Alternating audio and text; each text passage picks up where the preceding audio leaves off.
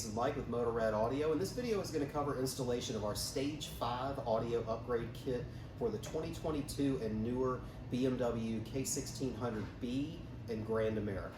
Let's get started.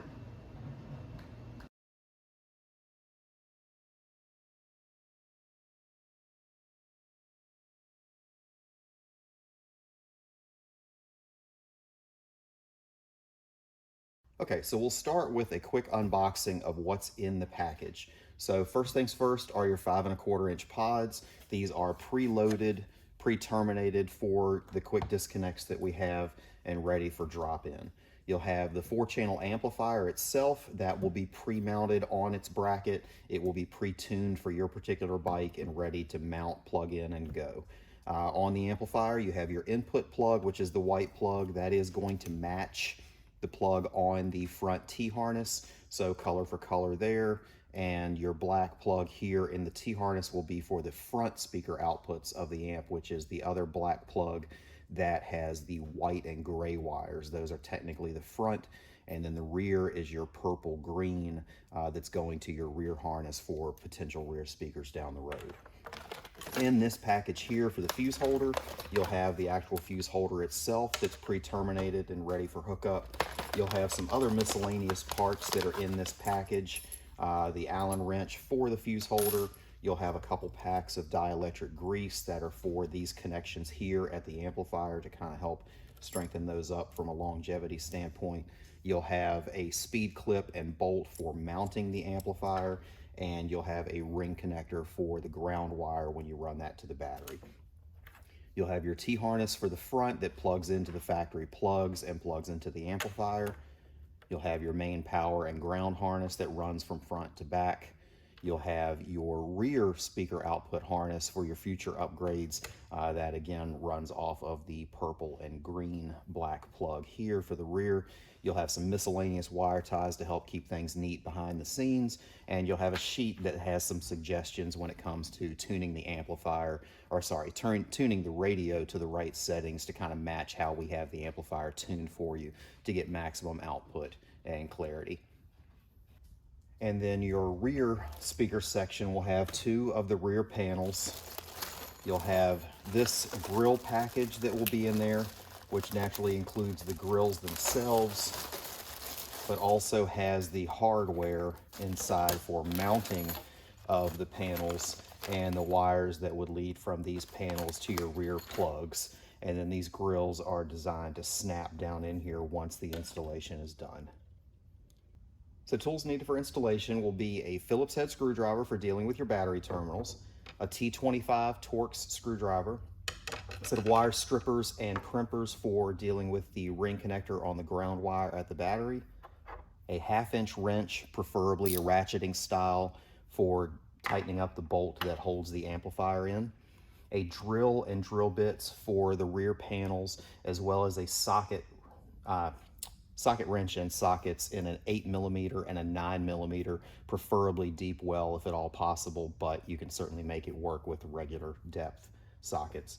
And then for the cutting of the holes in the top of the bags, you'll either want a Dremel or a jigsaw with a fine tooth blade. Works great for that. And that covers it. Okay, so we're going to go ahead and get started by removing the front grills and the LCD screen to get at our front pods. So first thing you want to do is turn the key on.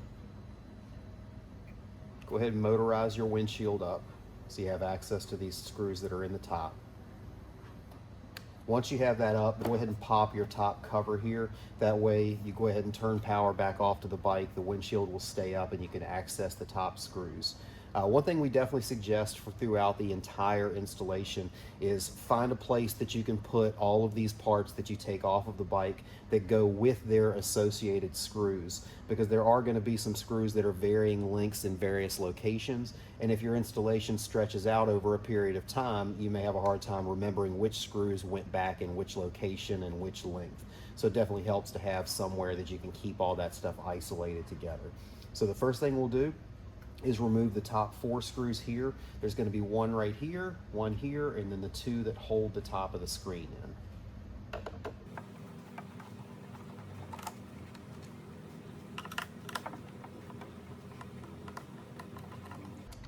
Once you have those two screws that are out of the middle there that hold the screen, you can go ahead and pop the screen top out and lift it right out. There will be two plugs here. One that is just a small plug that's pressure fit in there. It just pulls right out with no releases. The other is going to have release tabs that you squeeze to be able to work that plug out. Just be careful that you hold this good so it doesn't pop off when that plug lets go. So now your screen is out. You want to go ahead and set that to the side with those two screws. And then go ahead and remove the ones that are in the top portion of the grill here.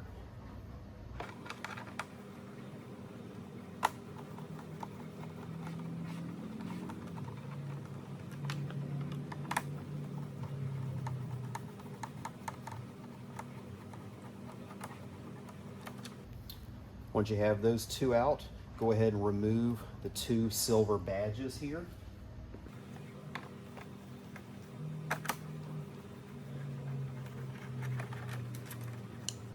Go ahead and keep that screw in here with it.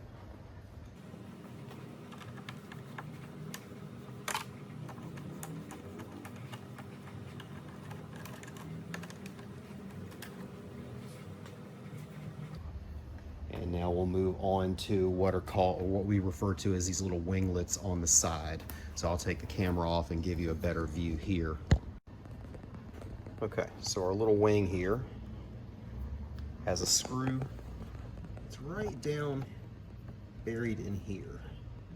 So that is still going to be the standard Torx that you need to remove there. So we'll go ahead and get that removed and I'll show you what's behind it. Same thing on the other side as well. Okay, so you loosen that up a significant amount and that actually releases this piece here. It does come up this way and I'll show you the rest of that mechanism here.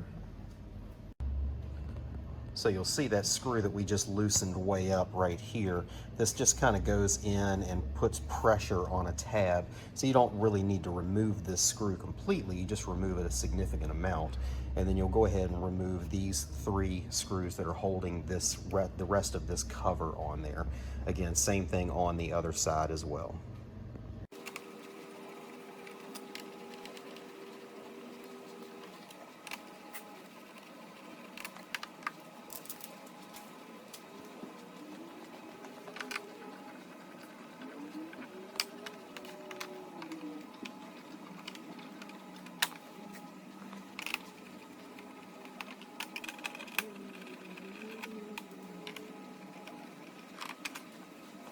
So now that we have both wings off, our next couple locations are going to be this piece right down in here, which goes through this little plastic kind of corner cap, so to speak. Again, those are on both sides, and then also our two screws here, one on each side. So we'll get those out and then move on to the next step.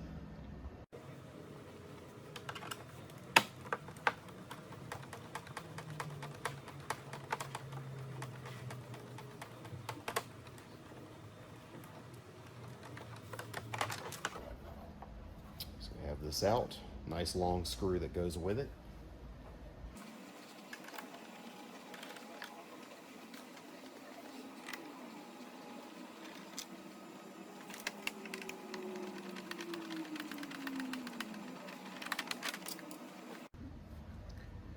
And now that those little corner pieces are out, you'll see the final two screws that you have to remove, one here and one on the other side for taking these off.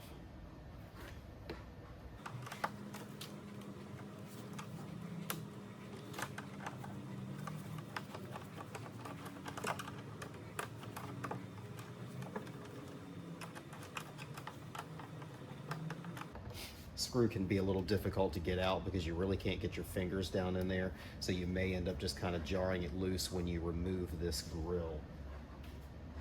So the grill is snapped in with a couple snaps. You'll just want to pull it this way towards you. It usually breaks free a little bit dramatically, so just kind of keep yourself under control that you don't go flying backwards as you're pulling on it.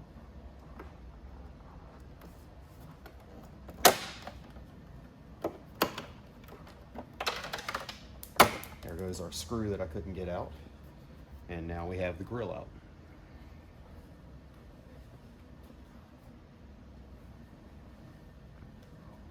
go ahead and pull the other side while we're at it.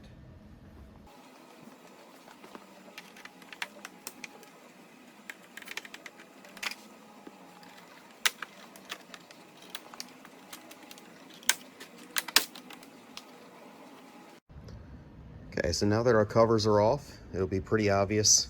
There's 3 screws that hold the actual pods in on each side. You'll see the plug for the pod right here with a squeeze tab at the top of it that you squeeze to unplug that. So I'll have to put the camera down, go ahead and take these screws out and take these 2 pods out.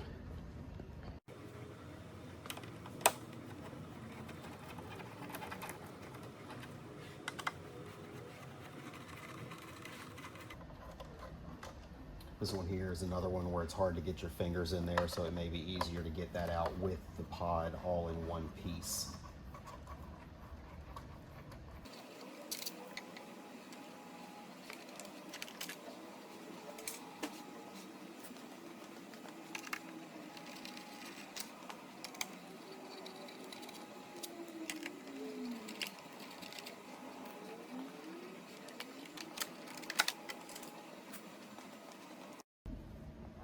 Okay, so now that our pods are out, to make running the speaker wires to the pods easier, we're going to go ahead and move on to the amplifier section of it, to where we're pulling this side panel.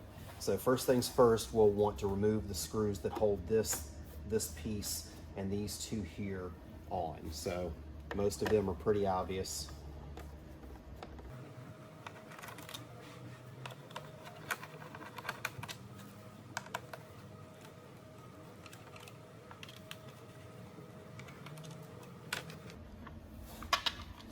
All of the screws in this panel.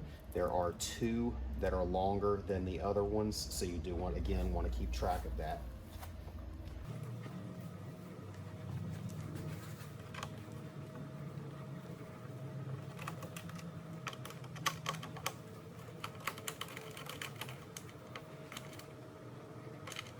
This is a very, very short screw that goes up here, so again, note that location.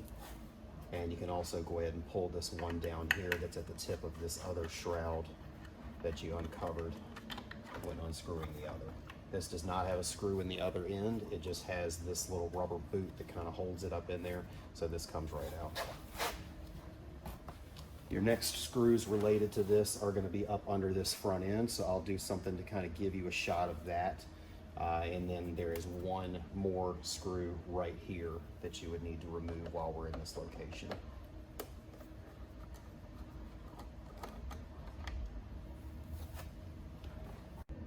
Okay, so under here, there's a screw right here above the light, and then another one right below the light that hold the rest of this side panel on.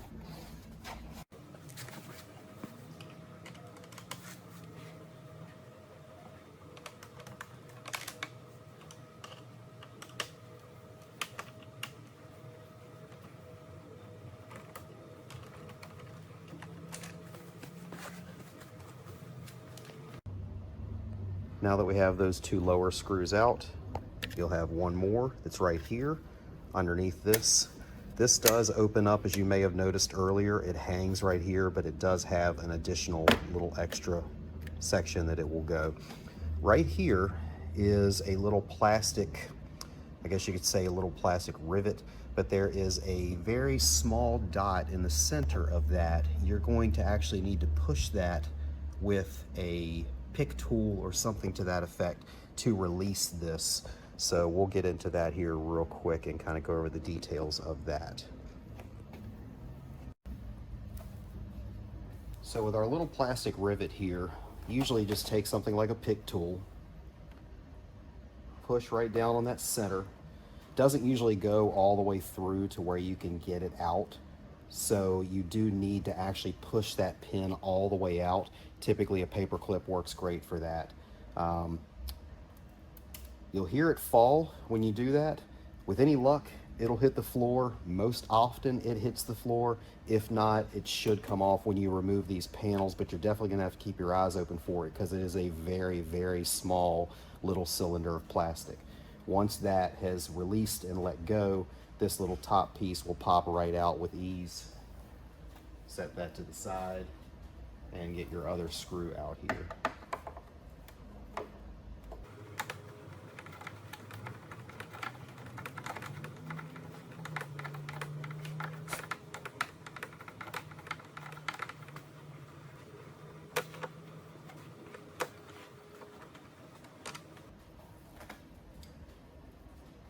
That is a fairly long screw, which is very different than all of the rest of the ones.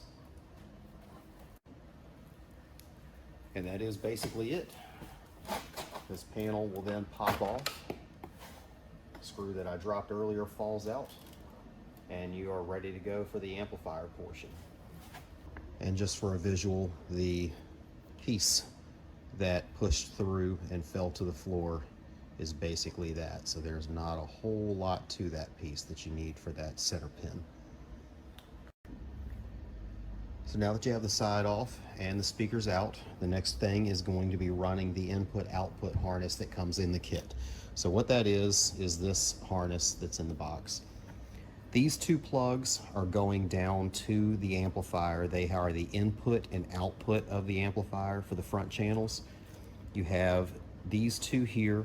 These white plugs are the BMW plug that is included on the pod that you just removed. So these do plug right back into the factory plug that is in there right now. And this new plug is what's going to our new pod. So the shorter version, of course, is going to be right here closest to the amplifier. The longer end is going to reach across to the top. And I'll show you where these wires are supposed to go. So your amplifier, move this back in here. Your amplifier is going to be nestled right here between the brake system and the front with the bracket that holds it. So we'll get to that in just a second, but you're going to need your wires to shoot up in this area. So the easiest thing to do is grab your harness with these ends, and they will fish right down through here to that other side. So it's going to be fairly easy to feel your way through here once you, once I can put the camera down and kind of show you fishing that through. And then you'll have your shorter length of wires that will come in here. This will plug into the OEM. This will be there for the new pod. And then the longer one will run across and tuck behind here to the other side. So you'll just want to bring that through the channel here and kind of keep it out of the way of your pods as you do so. So we'll go ahead and get started with that. Okay, so you want to bring these two plugs down into this area. So you'll bring them in from the top. There's a couple different locations that you can run these through, so you don't have to be too terribly picky about where they're going there. It'll fish right down to here, so they're right there to plug into the amplifier. And these will be right here to plug into that speaker. All right, so we'll go ahead and plug that white OEM plug back into the OEM plug that we unplugged from earlier. And we'll take this end, route it up behind where the LCD screen would normally be.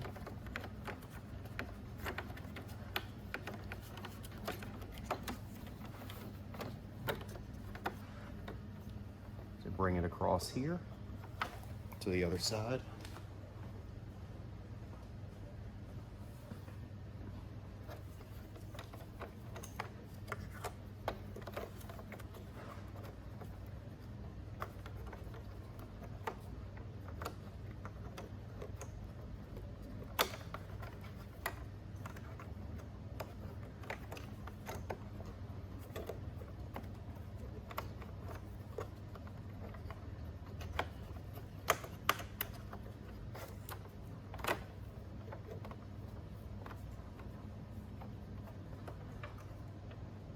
Plug in our other side to the OEM plug as well. One other thing of note, when I ran the cable across earlier, I ran it in front of this cable, which kind of binds things up in here. So if you happen to have done that before you put your pod in, go ahead and bring the cable that's coming across behind this fabric wrapped one that goes to the screen. Just keeps everything freed up a little better back there. Okay, so for the amplifier portion, you're going to want to remove this panel and basically loosen this panel up for the routing of wires through here. So you'll be taking out this screw here and this screw here, and then up here you'll notice this screw in the front edge of that, and then another one right up here that's right by the handlebars. So we'll go ahead and get to removing those and move on to the next step.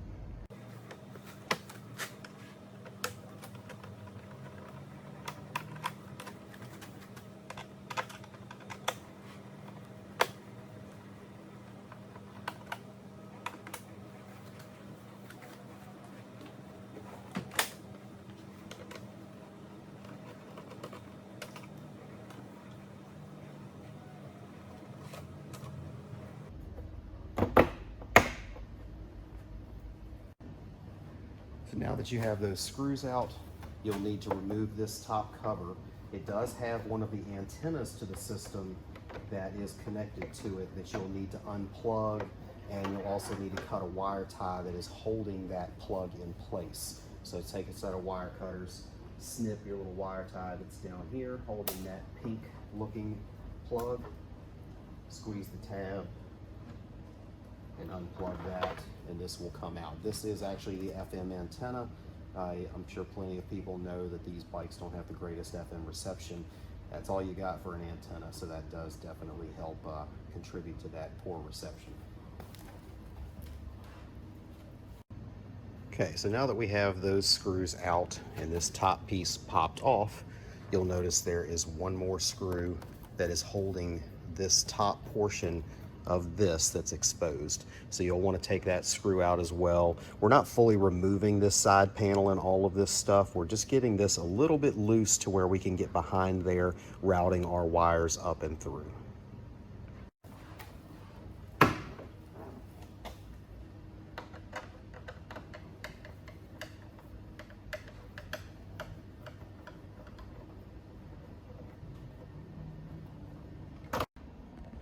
Okay, so now we're going to mount our amplifier. The amp is going to fit right up in here. You'll see a black heavy metal tab here.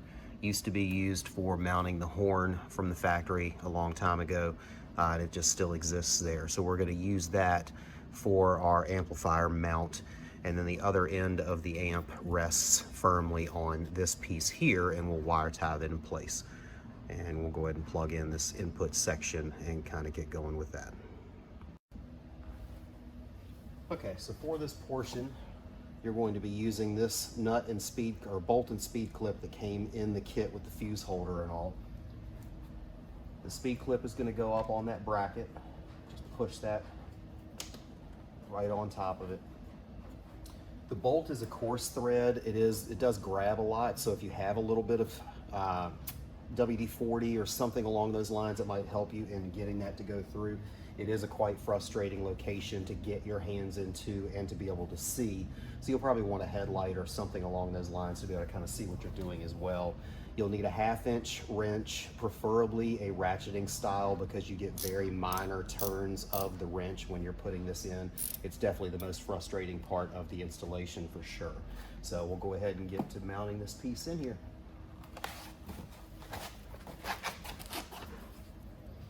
So the amp will rest right here and go right up on top of your bracket.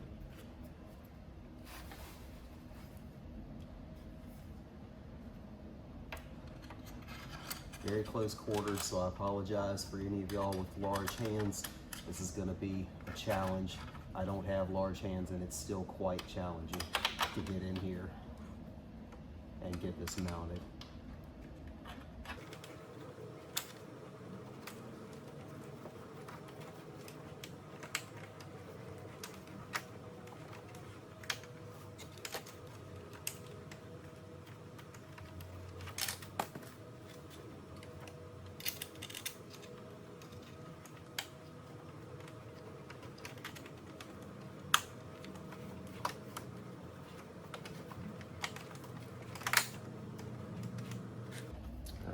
it is seated in there.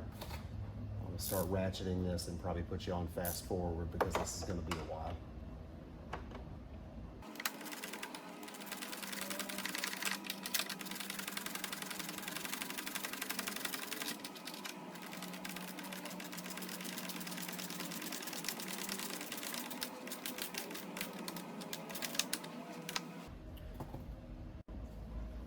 Okay, so now that our amp is mounted, you'll want to put a wire tie right here to this other foot to hold this end of it from being able to kind of wiggle around. This is the input plug to the amplifier. It has a matching white plug here that came from our harness that ran up to the top. So you'll basically just take some of that dielectric grease that we supplied, just as a little extra precaution. Squirt a little bit of that into each of these plugs, or each of those holes. Plug that harness in and it's ready to go. This is the front output of the amplifier, the white and gray wires in the bundle. Those are going to plug to the same black plug here, and that feeds back to the new speakers. So same thing, put a little dielectric grease in here.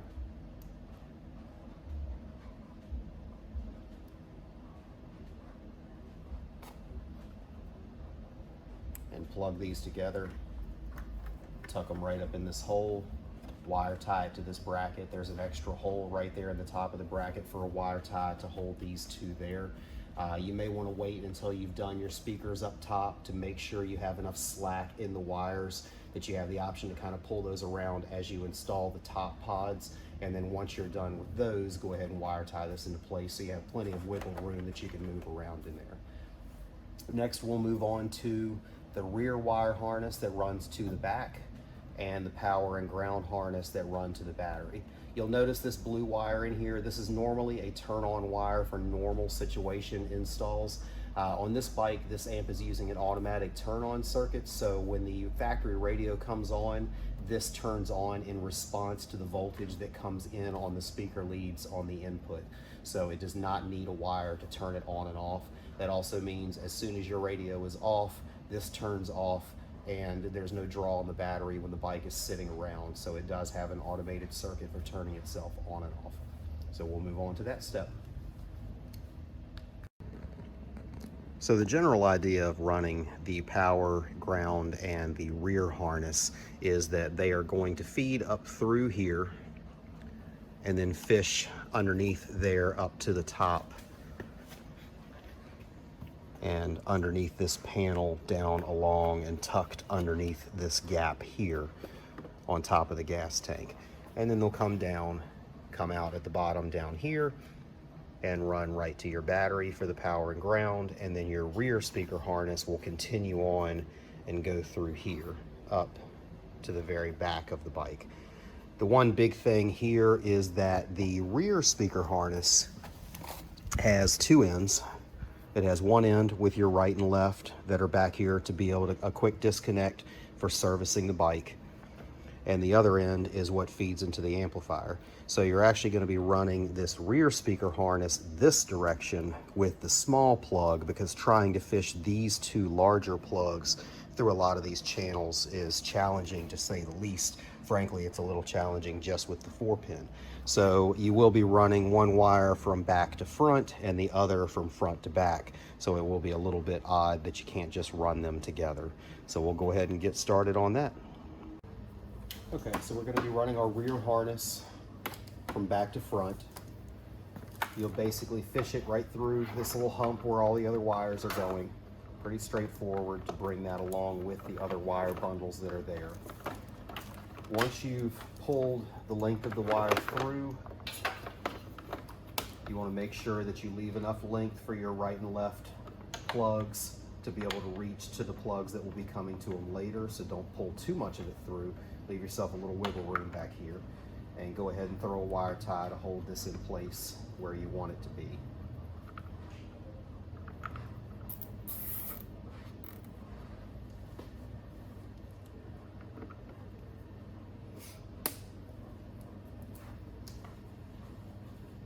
Now that you have that there, you're going to be running this cable right along with the other bundle, wire tying it along the way.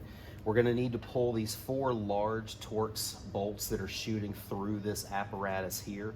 That's going to loosen this particular piece here up to where we can lift it up a little bit for routing the plugs underneath it, and then tighten it back down when everything is done.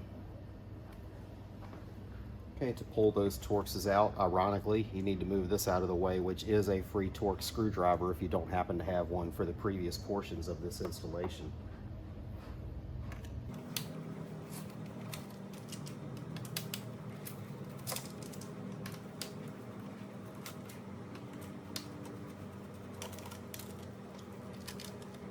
So with those 4 out, we have a lot more wiggle here to be able to lift this bracket up and down for fishing wires and kind of make that a little bit easier.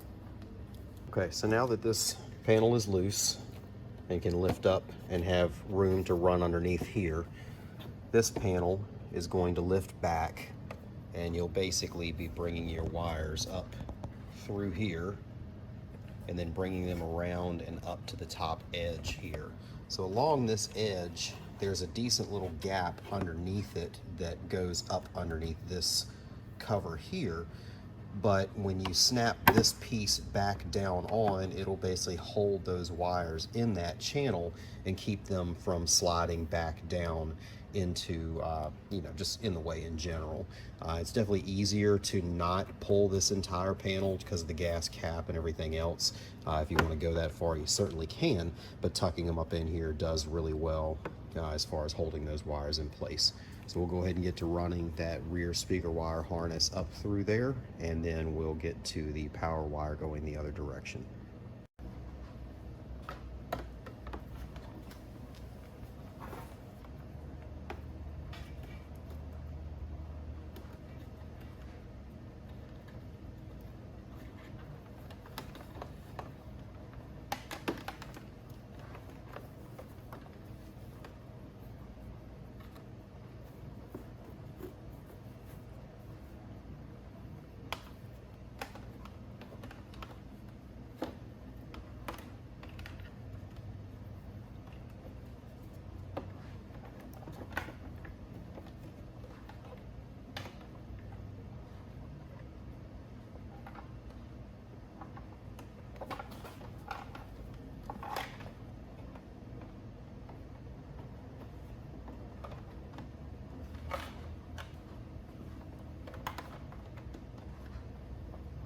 Once you get to this point here, you're going to be feeding the wire down this way to this other end that's hollow that you can get your hand into.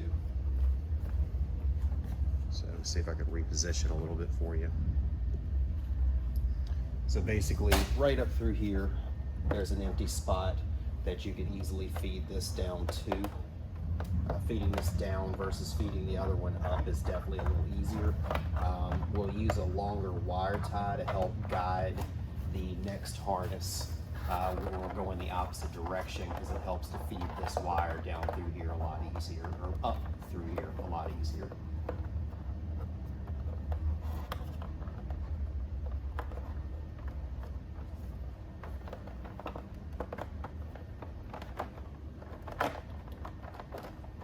So now we have this down through. It's ready to go right here and plug into your rear output. Don't forget to put a little dielectric grease on there again for that long-term corrosion. And that portion is ready to go. Okay, for running the power harness, we like to tape our power wires to one of the long wire ties, where you're taping one of the wires to begin with and then taper down to the end of the wire tie and tape it as it continues. We keep the wires separate because it makes it easier for pulling these things through without as much resistance. So we'll get to doing that. Again, right through this same opening here, you'll just fish your wire tie up through that hole, grab it on the other end, and pull your wires through.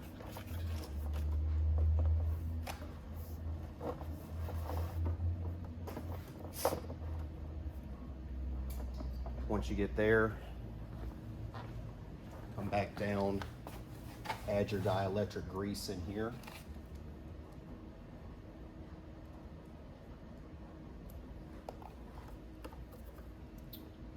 plug your plugs together. So you'll want to go ahead and tuck everything up in and go ahead and wire tie those into place down here where they're out of the way.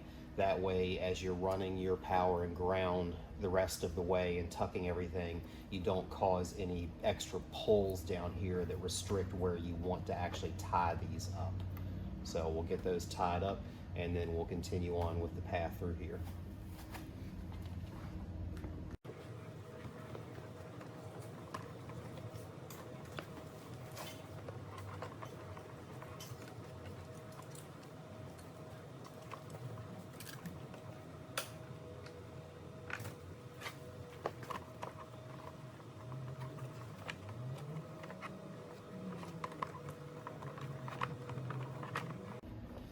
Forgot, there is a wire harness right up here at the top with a plug that you can wire tie these to so they're not constantly trying to fall down on you.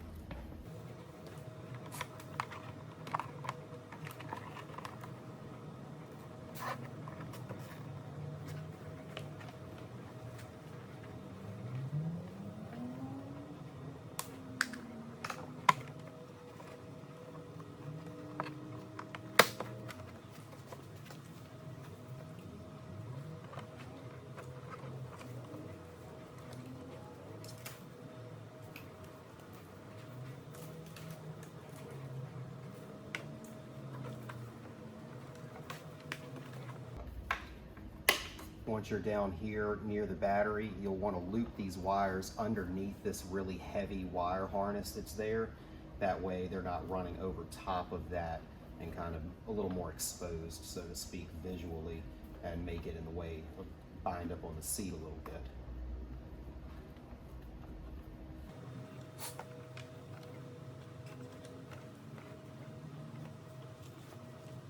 So once you're all routed through there, you can put your bolts back into the bottom section here to hold this, and we'll deal with your power and ground. So now you have your power wire here.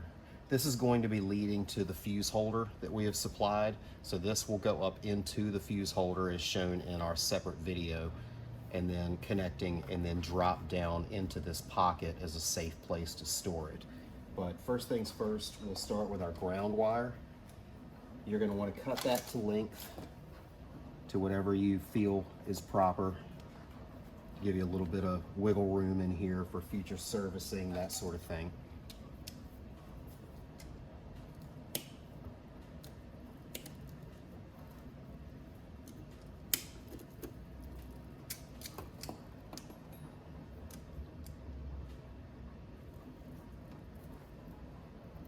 Strip back and expose the end of it. Give it a twist.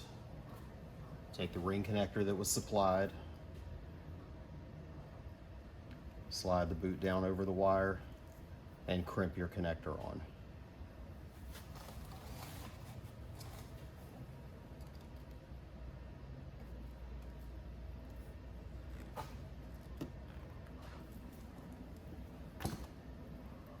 Give it a tug, make sure it's got a good crimp.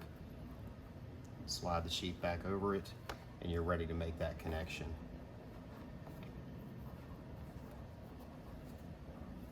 So all you need there is a Phillips head screwdriver.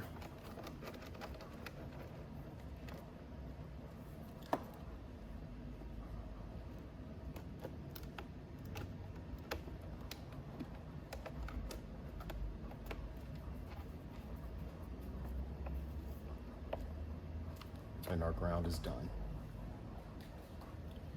So for the power, you're going to be pulling this back, popping the cover off here. You have an Allen wrench that was supplied with it to loosen up the screw for the empty hole here. And loosen that up for your wire to go in. Strip about a ½ an inch worth of wire because there is a lot of space up in there. So I just want to maximize the wire contact with the fuse holder. Probably use a better set of strippers than what I have here because these are not doing so great.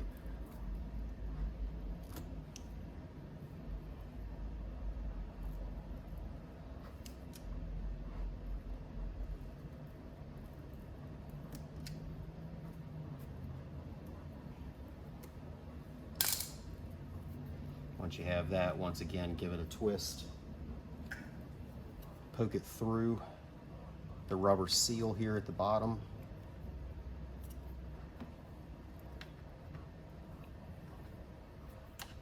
And bring it up into the fuse holder itself.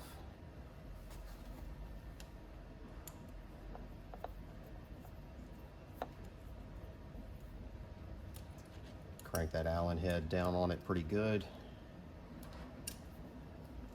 And slide this boot back up in it to seal that up watertight.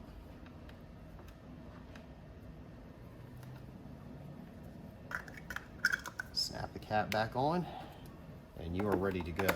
You drop this down in here, connect it to the battery, and away you go. So I'll leave that disconnected for now, but that'll be the final step once everything is hooked up and you have your speakers installed. Okay, so now that everything's done with the amp, we're going to move on to dropping the front speakers in. Just plug your pod in and remount it right to the factory locations.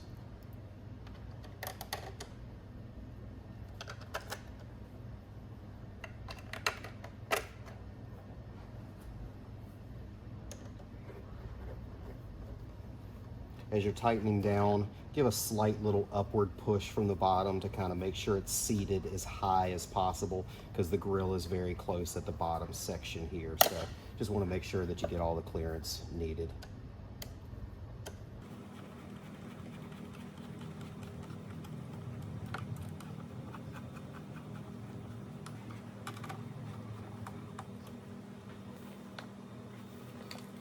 Same thing here. Plug in your plug.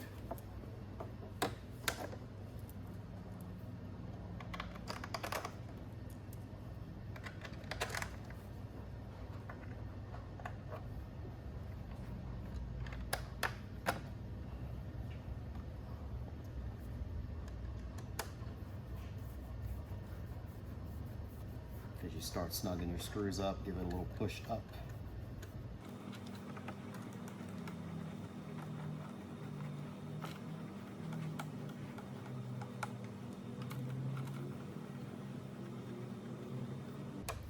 And you're in there.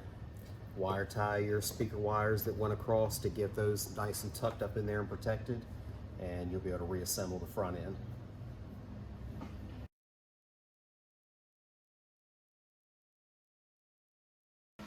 Okay, so for the bag removal, if you're installing the rear speakers or the subwoofer package, you're going to need to take both of these bags off. On this side, you have the seat release assembly or cable here. You're going to need to pop this little C-ring off of that bracket there. And once you've popped that off, obviously store it in a safe place because it's small, you don't want to lose it. You'll be able to remove this cable assembly to be able to take the bag off. On both sides, there will be a plug with a squeeze tab on each side of it that you squeeze and pop that plug off. You have the same thing over here on the other side. And then when you look inside of the bag itself, you'll have two large T40 bolts that you'll need to take out to pop the bag off. Once those bolts are out, you look down in here, you'll see your cable going through that goes for the seat release, and then your other wires and stuff. Right to the side, there's a flat tab straight down there. You're going to push down on that tab with your screwdriver, and that will release the bag off of the bike. Okay, so first off, we'll remove this clip. Just take a flathead screwdriver.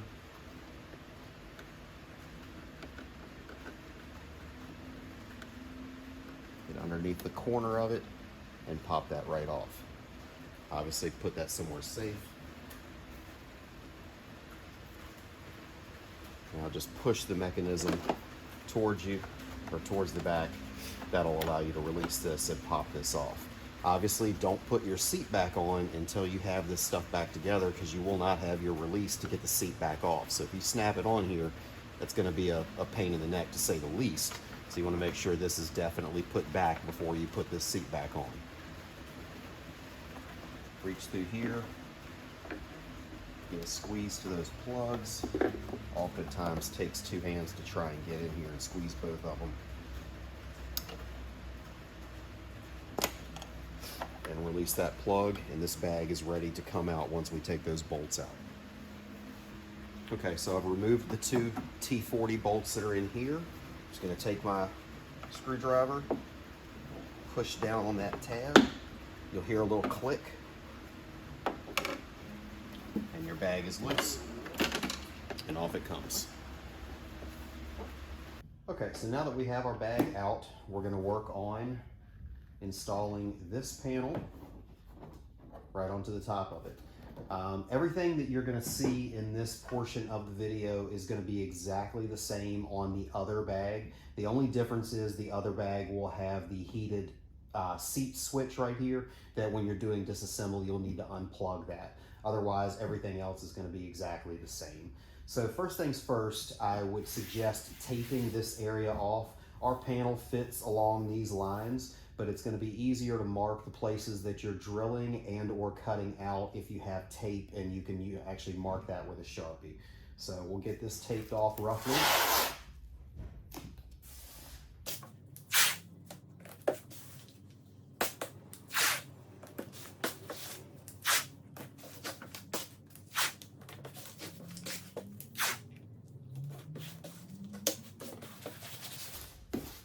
Okay, so now that you have that taped off, just place your panel right on top. This line here is going to match right up with the line of the opening. So you want, you can pop this open and just make sure that you're flushed up with that. So once you do that, just push down on it. It should mesh right up with this here with no gapping of any kind. And then you're going to want to mark with a Sharpie the inside edge of this hole. Mark your lower nut and bolt holes here.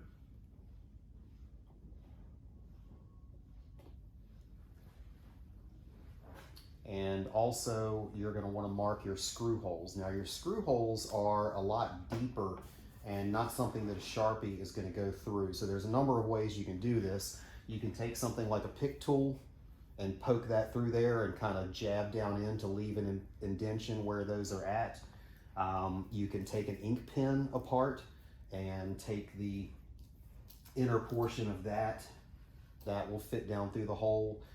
Or you could take a drill bit that fits. I would not suggest drilling them with the drill because the chuck is most likely going to hit this portion here, and it's definitely not something you want to knock the paint off by accident.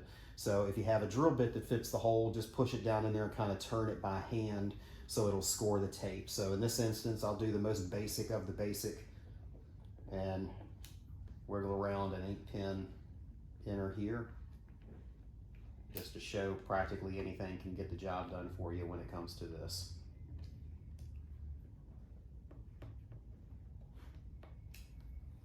Now that we've done that, you can take this off.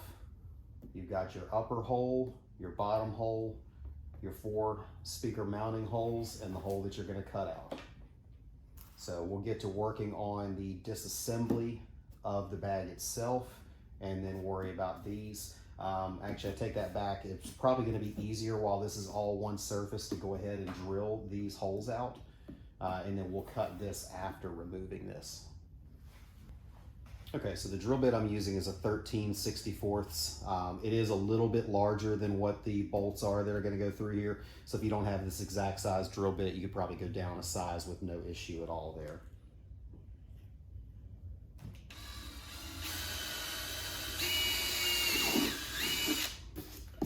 Obviously, there's nothing underneath any of these spots that you have to worry about. You don't want to ram the drill through there because eventually you would hit the inner layer of the bag, but you definitely have plenty of wiggle room to spare.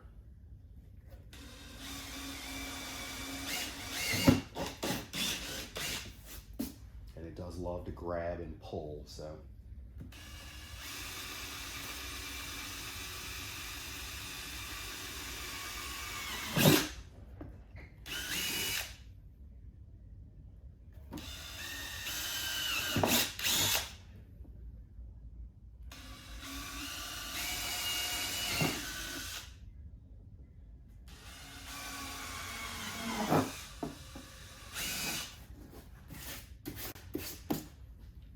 so with those all drilled, we'll get to disassembling this.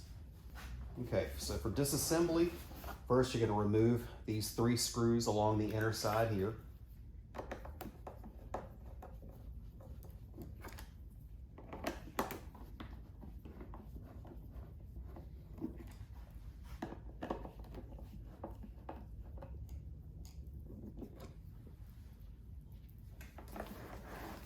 Turn this towards you. Go ahead and open up the side door. You'll notice a torch right here behind the handle.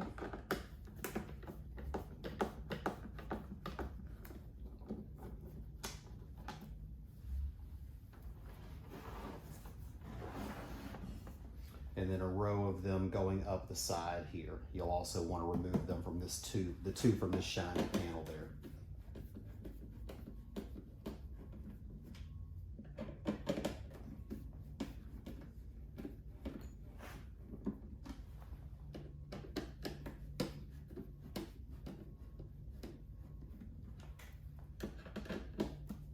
All of the screws that are in these panels are the exact same length, so you do not have to keep up with any of them. They're all going to go back in any hole that you find.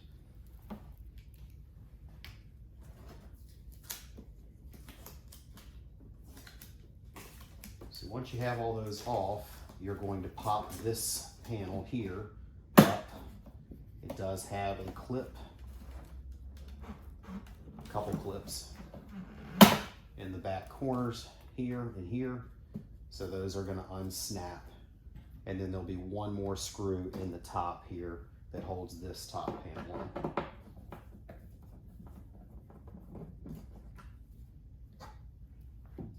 So once you have that off, you're ready to take this panel up.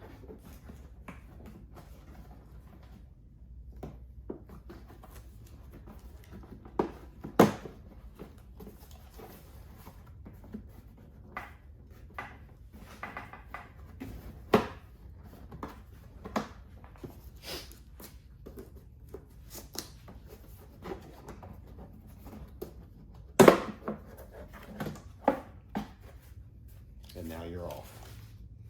So you can do your cutting of this hole without having to worry about damaging anything related to the bag.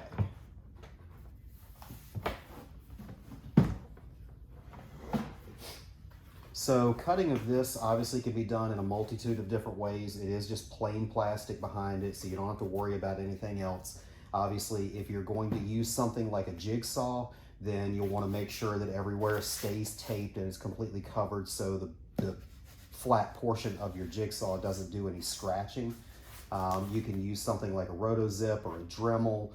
We have an air tool that we do this sort of thing with, so there's a bunch of different ways you can do it depending on what tools you have. The only notes really would be to either stay right on the line or even just a touch on the inside of the line. You want to go ahead and leave plenty of meat on the plastic there for your nuts and bolts that are holding the panel on in this portion. If you go to the outer portions of the line, you make that fairly thin and you have to worry about strength. So we'll get to cutting this piece out and then move on to the next step. Okay, so now our hole is cut and our tape has been removed, and it's time to start working on putting the panel onto this panel. So in your mounting kit, you will have a couple of the screws that are used for the ends here. These are an Allen head. If you have the ability to, when you're doing our front speakers, you can always take a couple of the bolts that come in the front of the bike that are hidden behind the scenes for the speaker pods, things like that, and substitute those into the kit here and use these in that location or throw these away.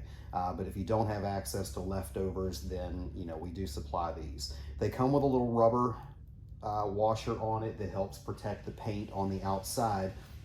The biggest thing to note is the lock washer that comes for these screws or any of the BMW screws are these lock washers that have a black insert on the inside. They are a different size than the other screws, but they have the exact thread pitch and everything as the BMW OEM screws do. So these are going to specifically be for the BMW replacement screws with that black insert. All of the others are going to have a white one on the inside. If you try to interchange these, they'll start, but then immediately start to cross thread, and obviously you don't want to deal with that. So go ahead and place your panel here, grab one of these screws with that washer on it, drop it into here, and pop it right into the hole that you pre-drilled, and then do the same thing on the other side.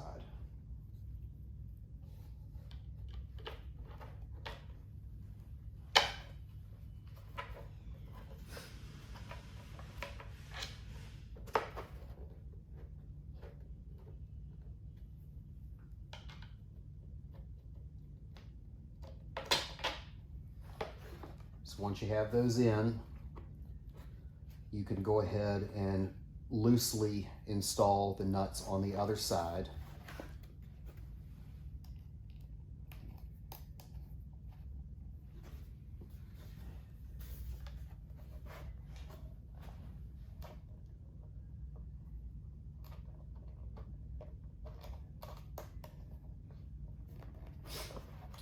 So if you're using the screws that we have supplied, they are a 3mm Allen. So I would take a 3mm Allen wrench to hold the one side, not to actually do the screwing of that side. And then it's a 5/16 socket that you'll use to actually tighten this down. I would do everything with the socket so the screw on the other side is not spinning. You don't want that sitting there tearing up the paint. Most likely you're going to want a deep well socket for this. I didn't grab a deep well, so I'm only going to go to reasonably snug here before I bottom out.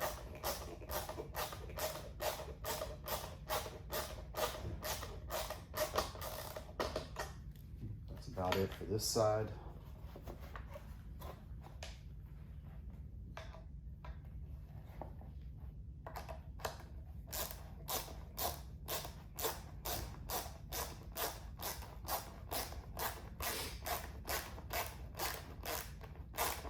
I wouldn't suggest tightening these all the way up, because if you do, you may need a little bit of wiggle room lining up the other screws, because this plastic panel does have the ability to flex on you right now when it's not mounted down.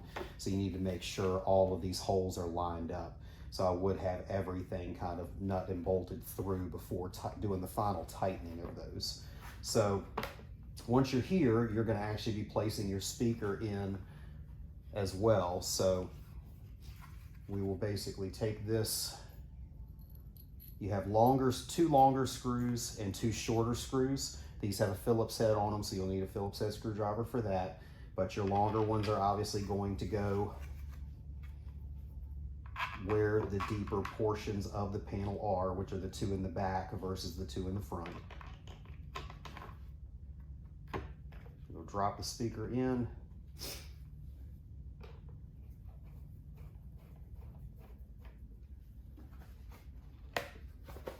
Sure this lines up.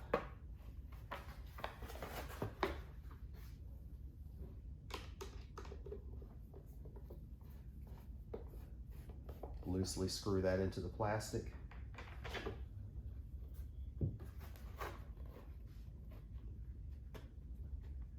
Same thing with this one.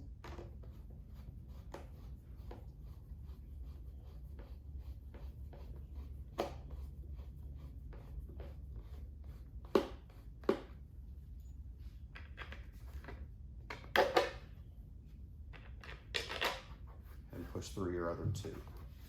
So now that you have all those in there, grab your lock nuts.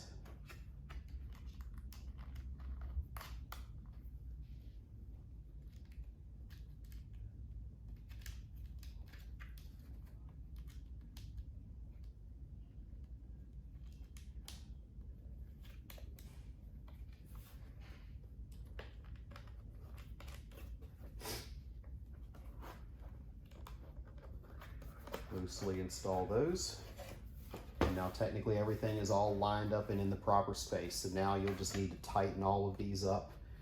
These, it won't matter so much. You can either tighten them using a Phillips head on this side, because you're not worried about really scarring anything or messing up any paint or something like that. So these nuts here, they are going to require an 11/32 socket or wrench to hold these in place. So we will get to tightening those up. Okay, so everything's tightened up. No need to tighten these extremely tight. I mean, they do have those nylon lock washers, so they're, or lock nuts, so they're not going anywhere, but just get them snugged by hand, and everything will be good. So before putting this back on here, we need to go ahead and prep our wires for this. So we'll bring the bag back forefront here.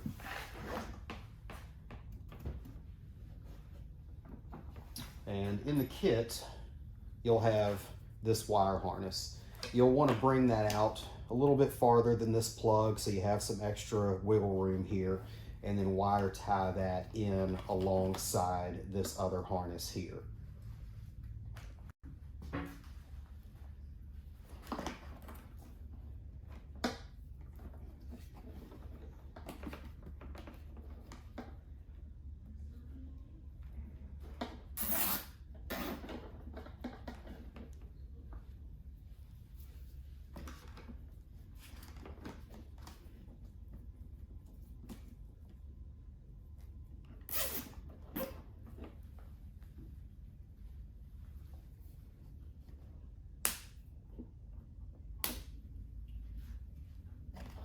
Okay, so again, with the speakers, you'll have this, which is your crossover. This divides up the sound that goes to the tweeter and to the mid-range to make sure they're only playing frequencies that they're good at, so they'll get the better overall sound quality. So the input end is the one with just one set of wires come. It does say in. You have a positive and a negative. They are marked as far as which one is positive and negative, but the smaller of the two is actually your positive instead of the larger. It's backwards because that's the way Harley Davidson does it, so these are made to plug into Harley. I do suggest just yanking this rubber boot completely off of the small one. You can leave it on the other one if you want, and then they will plug into here. Sometimes these spade connectors can be a little bit on the loose side. If so, give that a squeeze to tighten it up just in case. Plug that in, plug in your negative, and then give those a taping to make sure that they can't possibly come loose, or that the exposed end on this positive one is not going to be touching anything that matters.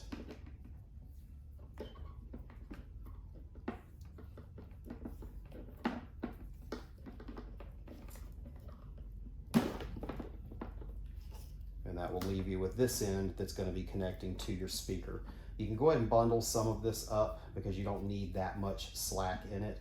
So you can either do that with some with a wire tie, or just wrap a loop of tape around here to not have so much of that flopping around behind the scenes. So the other ends of this are labeled for plugging into the speakers, and they are sized appropriately for the terminals on the speaker that you're connecting to. So they will only plug in one way if you follow the sizes of those.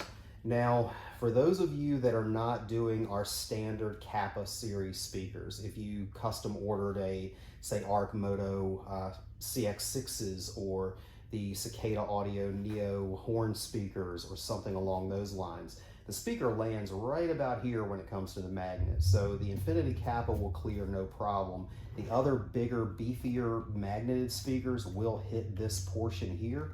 So you will need to take this wire loose and actually trim this portion out right here on the bending portion. So kind of from here to here will need to be cut out if you're doing a larger than normal speaker. This wire can just stay loose and be tucked back in after the speaker's there. It's not really critical that it's in this housing. But if you're doing the Kappa speakers, you will not have to cut that portion out. That'll just stay as is, and they will drop right in. So grab your lid at this point.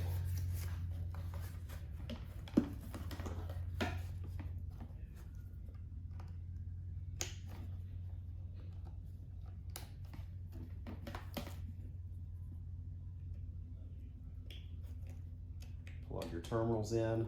They all have a little clicking tab, so you can give each one a tug to make sure it's fully snapped onto there, and reassemble. Just slide your handle through the notch there. Tuck this end up underneath the panel.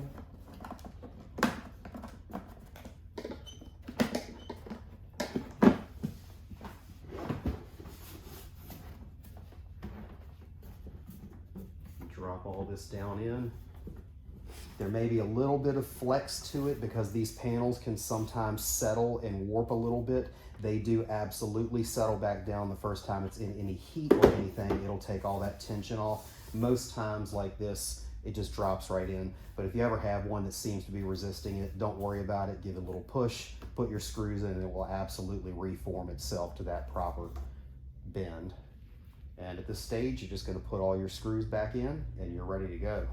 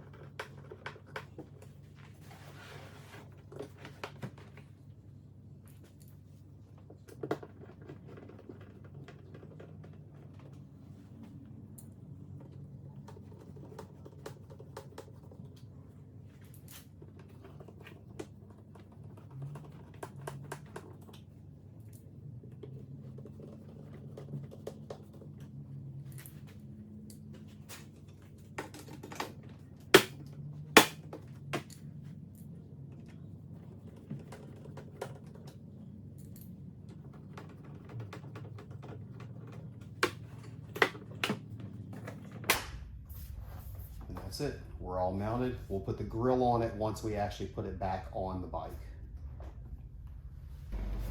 Okay, so now it's pretty straightforward to reinstall your bag. Fish your seat cable through.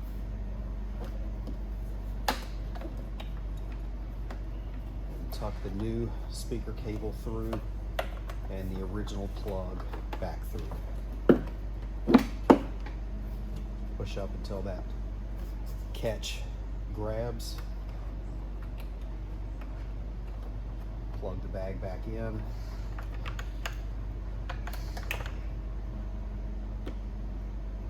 Reconnect your seat release cable. Pop your clip back on there and plug your speaker cable in. And that's it. Reinstall your Torxes in the bag and you're good to go there.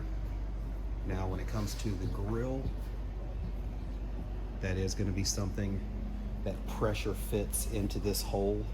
So just get this lined up the direction that you'd like this logo to be and slowly work these tabs in one by one.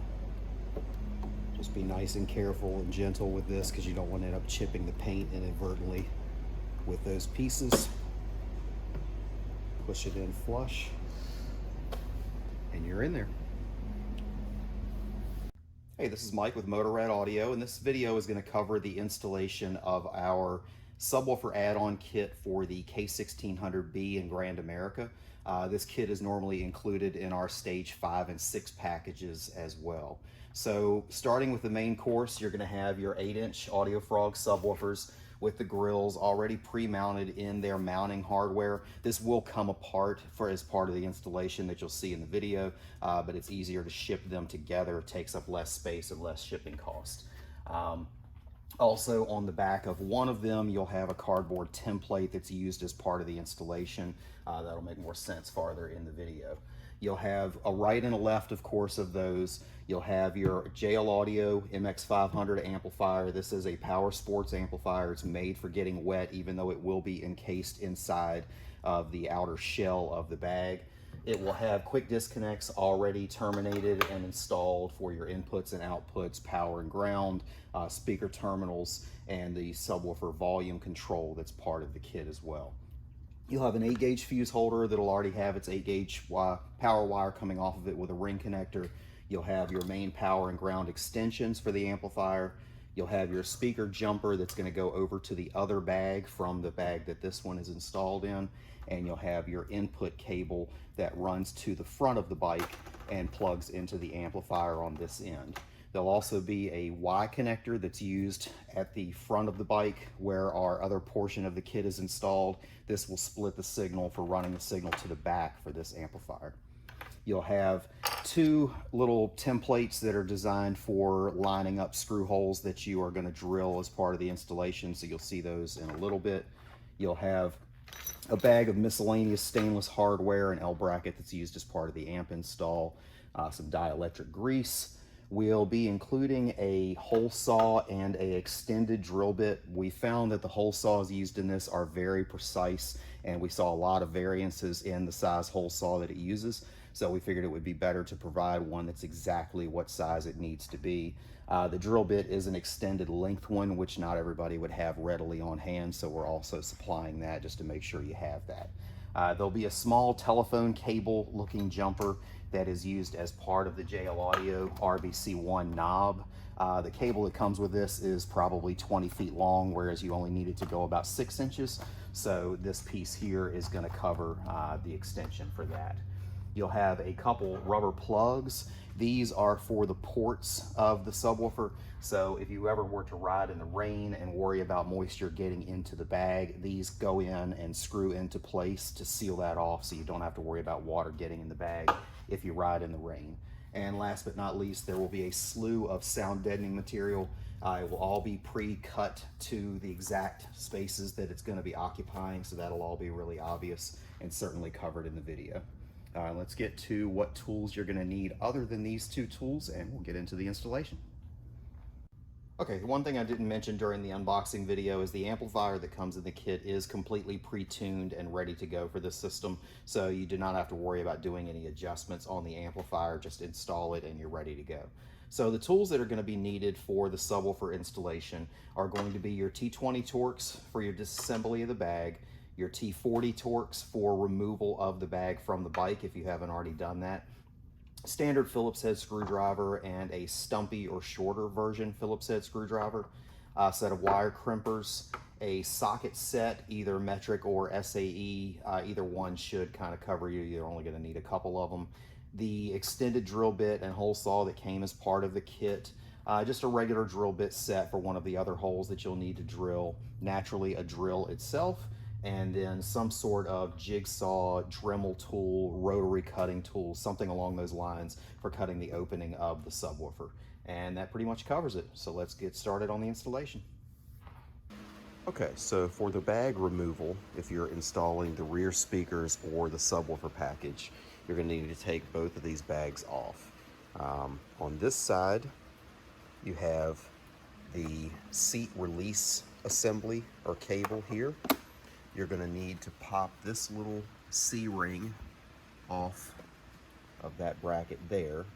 And once you've popped that off, obviously store it in a safe place because it's small, you don't want to lose it. You'll be able to remove this cable assembly to be able to take the bag off.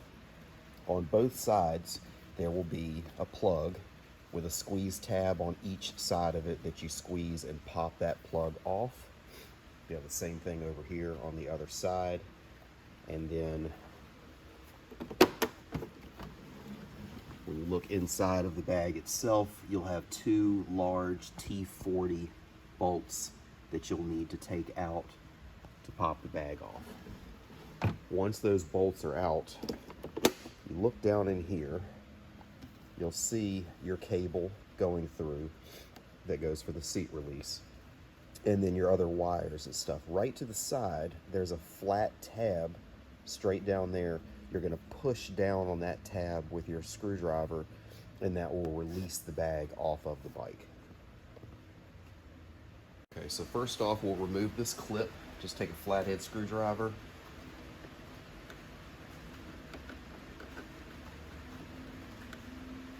get underneath the corner of it, and pop that right off. Obviously, put that somewhere safe. Now just push the mechanism towards you, or towards the back. That'll allow you to release this and pop this off. Obviously, don't put your seat back on until you have this stuff back together, because you will not have your release to get the seat back off. So if you snap it on here, that's going to be a pain in the neck, to say the least. So you want to make sure this is definitely put back before you put this seat back on. Reach through here. Get a squeeze to those plugs. Oftentimes takes two hands to try and get in here and squeeze both of them. and release that plug, and this bag is ready to come out once we take those bolts out. Okay, so I've removed the two T40 bolts that are in here. I'm just going to take my screwdriver, push down on that tab. You'll hear a little click, and your bag is loose, and off it comes.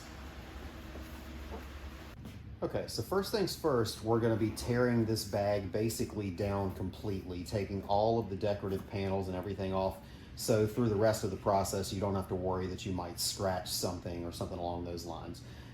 We've been doing a bunch of different videos from this same bike, so the pods have already been installed on the top, so we're just going to take that back off.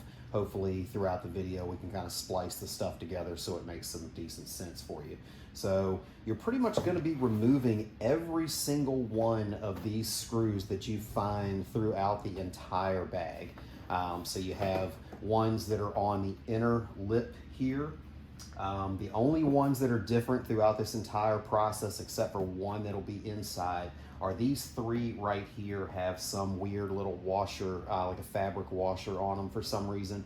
So these three you'll have to keep up with if you want to make sure you're putting those back in the right place. So we're going to get to basically taking all of these screws out, and hopefully I'll try and fast forward through some of this for you so you don't have to sit here and watch me take every single screw out.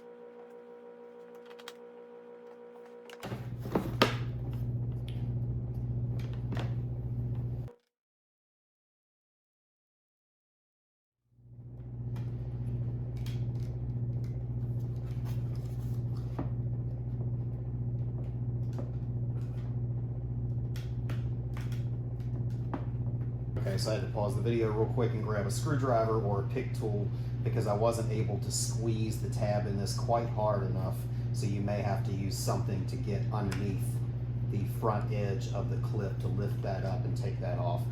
We already did the other bag prior to shooting this video, and I squeezed it with my fingers and it came right off, so it's hit or miss as to how strong those hold on.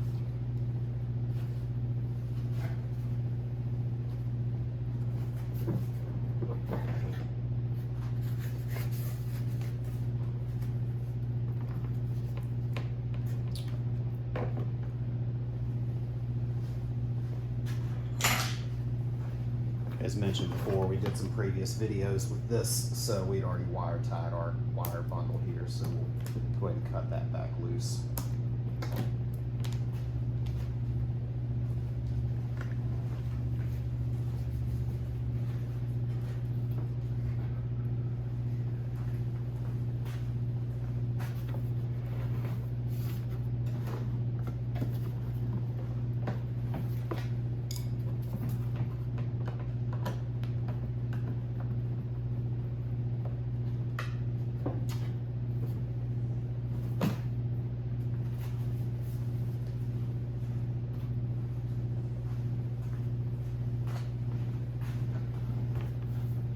Okay, so we have everything taken off of this. So now we're going to jump to inserting our 8-inch subwoofer template into here, drilling that in the proper places and kind of taking care of everything related to that. Then we will get into the sound deadening and amplifier portion of things. Okay, so in your kit you'll have a couple of these. which is the 8-inch subwoofer grill mounting apparatus and a template that you'll be using. So it'll be loosely put together for ease of shipping and space. So the first things first, you'll need to take that apart. The biggest thing that you want to focus on throughout the entire installation is this portion here. So this is a material called frog skin. It has hydrophobic properties that basically keep water from directly going through it. So the sound comes through, but the water does not. It's not 1000% waterproof, so we will kind of show you another contingency to making sure your bag stays sealed and water-free later in the video. But you want to pay attention to this, that you don't bang it into something, do something that's going to tear it or break it loose until it's fully installed, because that's going to really compromise the ability to keep water away from the woofer and out of the bag itself.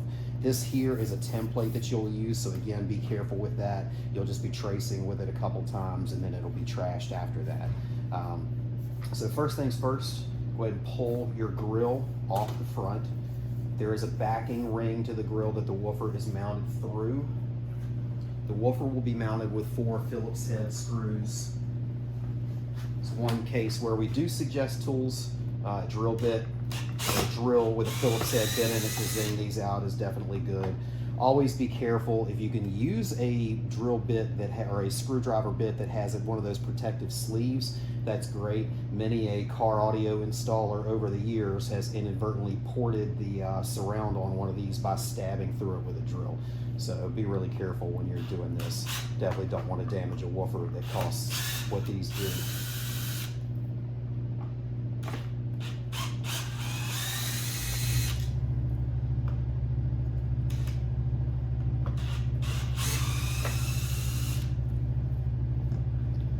Screws out, this will just lift right out. It's not connected to anything. And then all of the mounting screws should just loosely be finger tightened in place, mainly for holding this gasket during shipment. You may need a Phillips head to hold the other side of it to get those started and take those off.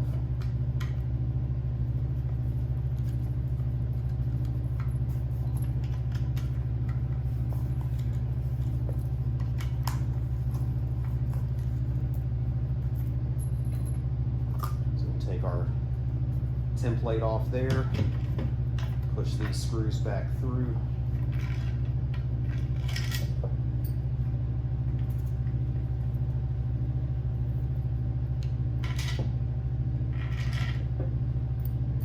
And we're down to just the bracket itself. It will have these gaskets already applied. It's very possible they may peel up a little bit during shipment or having been packaged up for a while. Just give them a gentle push back down. When you put them into the bag, it's going to seat these permanently with pressure, so they're not going to go anywhere after that. So bring your bag over. Depending on where you're working and how much room you have to contend with this flopping around, you can turn and release this portion that's holding this in place if it allows you to kind of open that up more and get a better vantage point to what you're doing and that sort of thing. So this goes in this orientation here. So when you're dropping this in, you're going to have a very specific way of basically putting it in. The bottom portion here that has the gasket on it is going to be kind of the part that first goes in. So you're basically putting it in like this. So set this into place, get that portion started, and just push it in.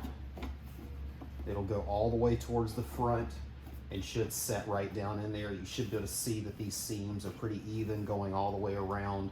There's going to be a gap there initially because we still haven't done the rest of it and clamped it in.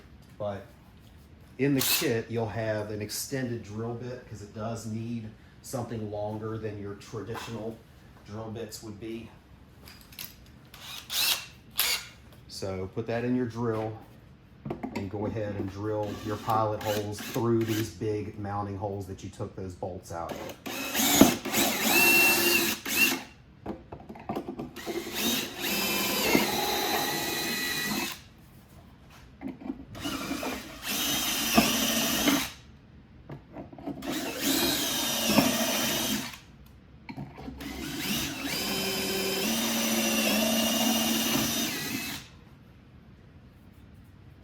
Once you've done that, pull this back out, set it to the side, get all the random plastic trash and everything out of here that came from drilling. And you'll go ahead and close your bag up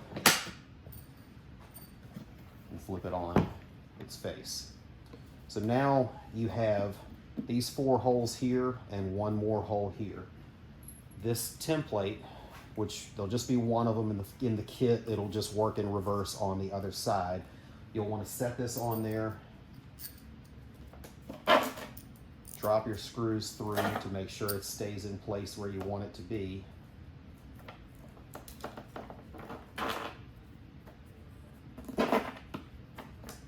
And now you'll take a Sharpie and trace this out to give you the dimensions for the hole that you'll be cutting. So just take in place or push down on the gasket here.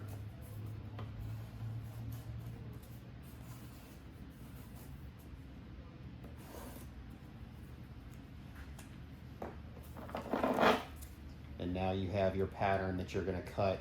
There's a multitude of tools you can do this with. I mean, frankly, it's easiest for us with a jigsaw. The one pain when you're dealing with a jigsaw is you will have to have some control over being able to lift the jigsaw and hold it in the air to cut around some of the places, because you're going to run into this with the base of your jigsaw and this, and even this little hump that's there. So it can be a little tedious to cut with a jigsaw, but that's the thing we use the most. Air saw, rotozip, Dremel, just about anything. It's not super thick plastic. So whatever tools you have at your disposal to try and make as clean of a cut is going to do the job for you. Okay, so now that our hole is cut, we're going to move forward into actually sound deadening the outer skin or the inner skin of this before we put our amplifier on and go kind of with moving forward with the 8-inch installation. So in the kit, you're going to have a ton of sound deadening panels. They are going to be custom cut for the most part for dropping into here, but there will obviously be duplicates of everything because you're going to have a kit for one side or the other. So it'll be really obvious which ones actually match the places that we're putting these. So it's going to be hard to kind of get that wrong. So if your bike is older and considerably dirty or dusty or what have you, I would clean it off before putting the sound deadening on there. This stuff does stick quite well, certainly on a panel like this. It's going to be sandwiched in between them, so it's not like it's going anywhere. But if it's really dirty, clean it off, maybe take some rubbing alcohol and just wipe it down, let that evaporate. That'll ensure that this stuff sticks really well.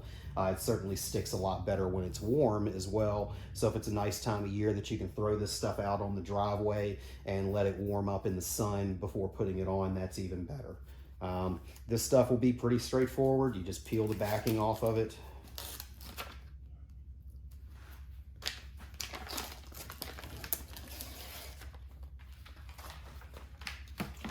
And start working on placing it.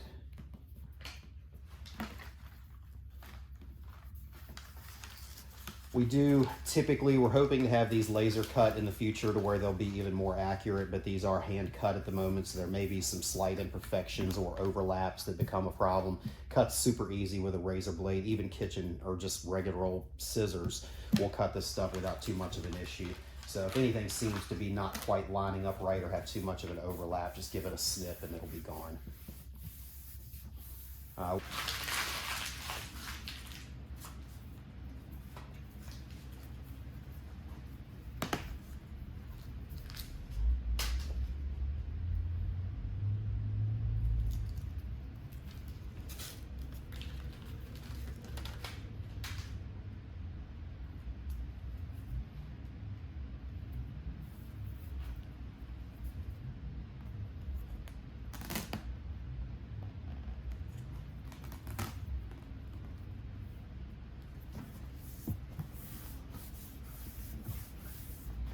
So that does it for that outer skin. Excuse me. The top piece here is one very large panel that goes all the way across the entire thing. So to get that put on, you're going to need to remove or at least completely loosen this entire apparatus here. That's going to be all of your screws that are on the inside. These are all the same. If you're doing the right side bag, there will be one additional screw with a snap on it that's in that side that's different than this side. Otherwise, it disassembles exactly the same on both of them.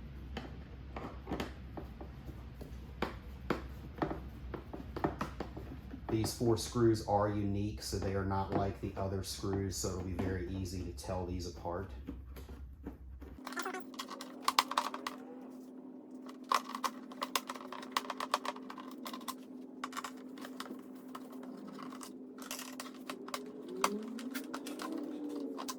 Once you have those 4 off, there will be one more additional small screw right here that's holding that stuff together.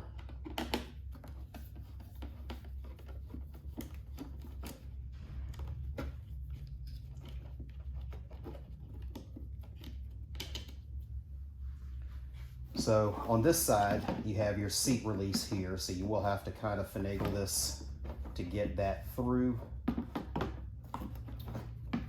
It's easier if you go down towards the back of it, where there's a larger opening to pop that through. So you don't need to remove this the rest of the way. You can leave this wire tied there. You really just need this apparatus to be out of the way.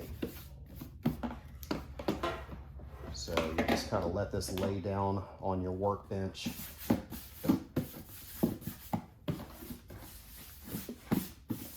Dust everything off here a little bit. But this is going to lay across here and go all the way around on both ends. Should be some notched out holes for screw access, different things like that. Again, if those are slightly off from us having hand cut this, just do any extra snipping you need to, or if these don't quite line up, do anything that you need to there as well. So I'm going to wipe this off real quick and get to sticking that on there.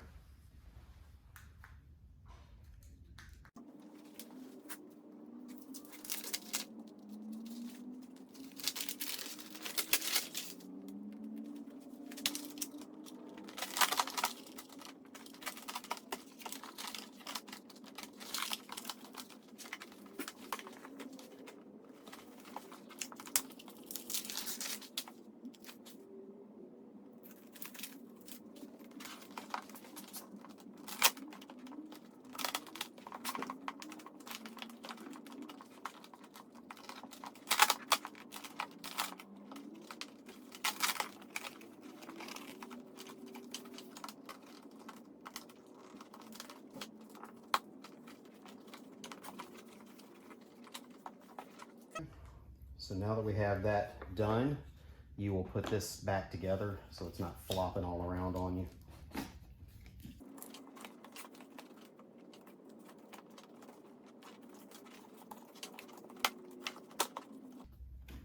This is going to fit in here quite tight now.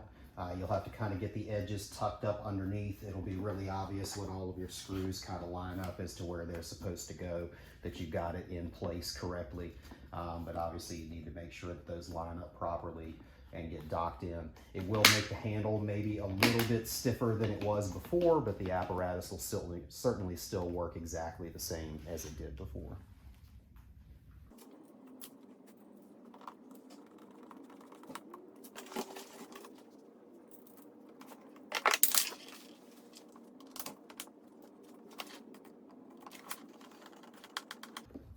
Don't know that I would tighten all of these down completely until you've gotten all 4 of them seated, so that way you can kind of have more flexibility in lining all of this stuff back up.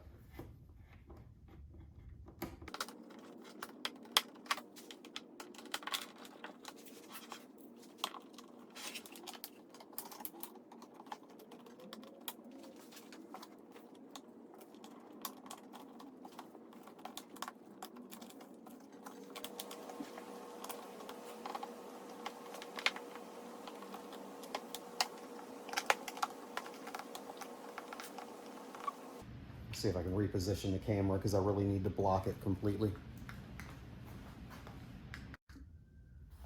Okay, so you will need to give this a pretty significant squeeze in as you're screwing that up in there.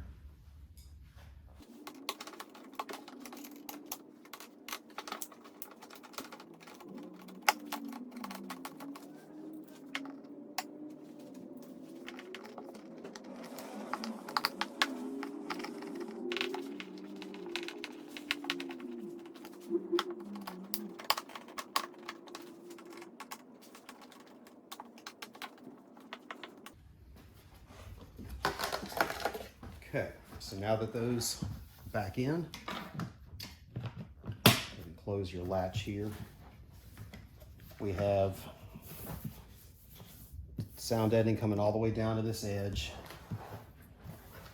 We'll have a piece that goes into here.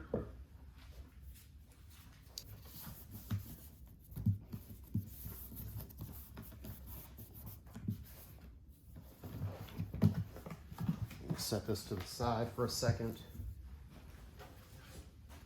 We have our tail light assembly. There will be a piece for that it drops right down into here.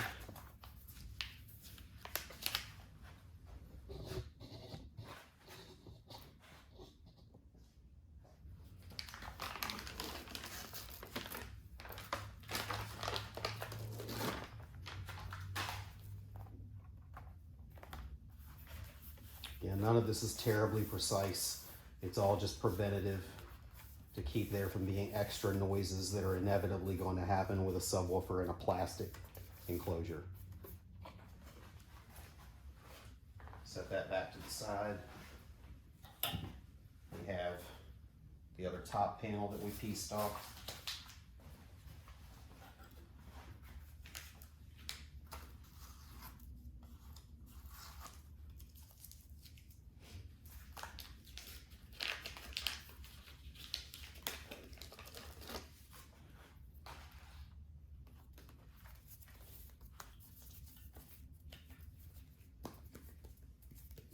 And you'll notice the difference if you give this panel a tap before you put this on and then give it a tap afterwards. You'll definitely be able to tell that the density of this has changed and the resonant frequency of this has changed. So it's not going to have that ring to it when things get cranking.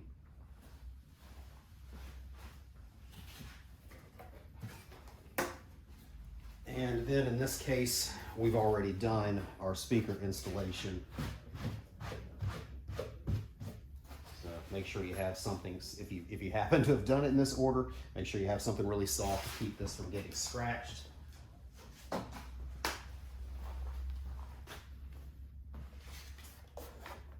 your pod face down here.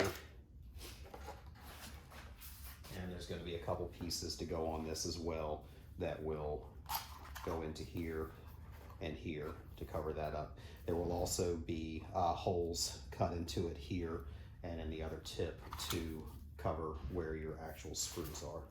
I did miss those when I was templating this, so if I happen to miss it on yours, again, just cut it out with a razor blade real quick.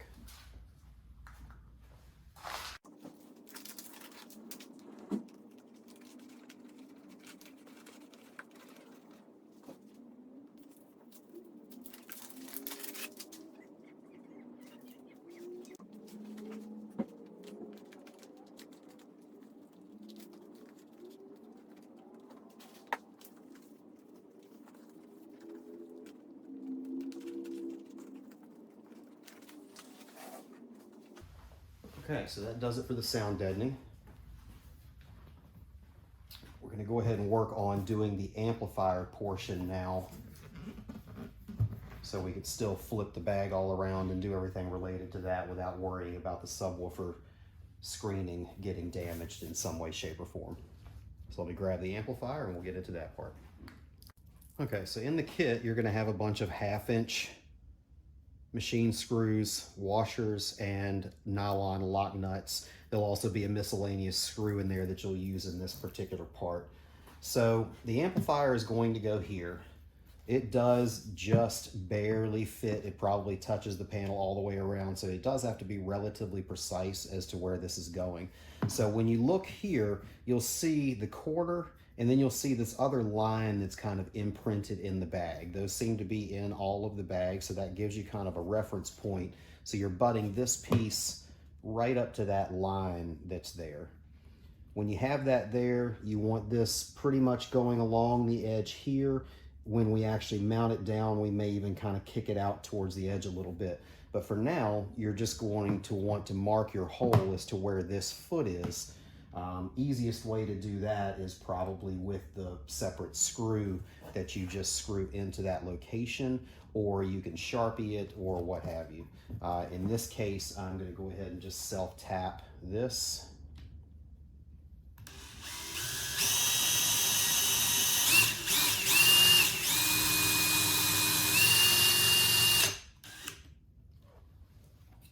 And give myself a little hole to run off of.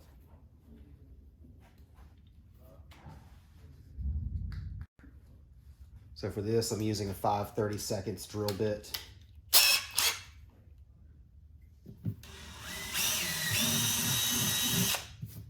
Drill through there,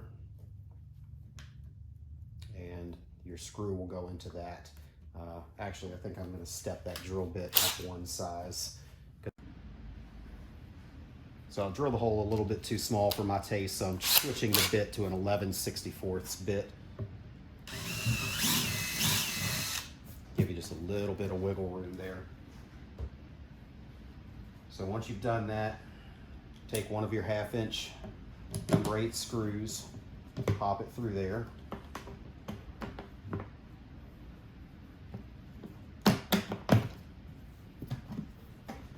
Open your bag up.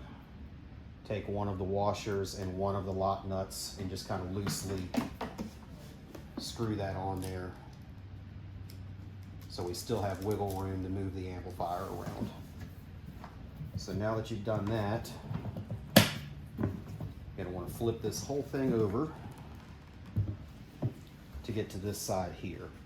So once you're here, there's an L bracket that's in the kit that you're going to attach to the amplifier here and bring this up to mount to the bag here. So same thing, take one of your 1/2".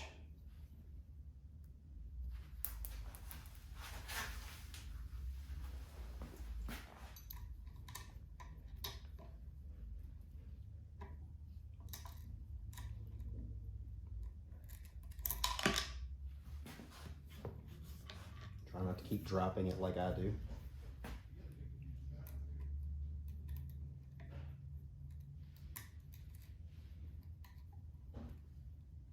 Screw those loosely together and then bring the amplifier up.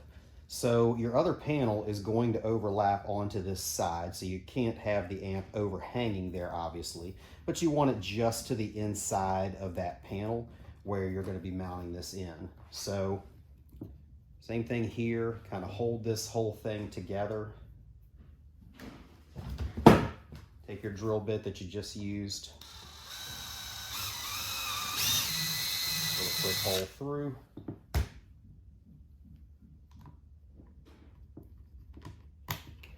Drop your 1/2" screw through.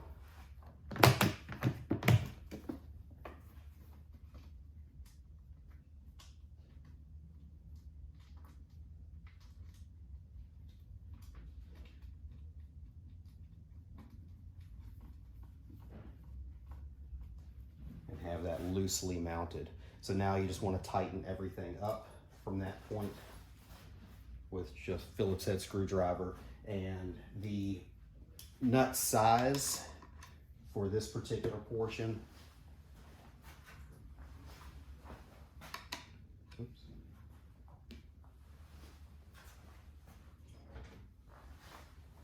is an 11/32 that fits on here to be able to hold that nut on the other side.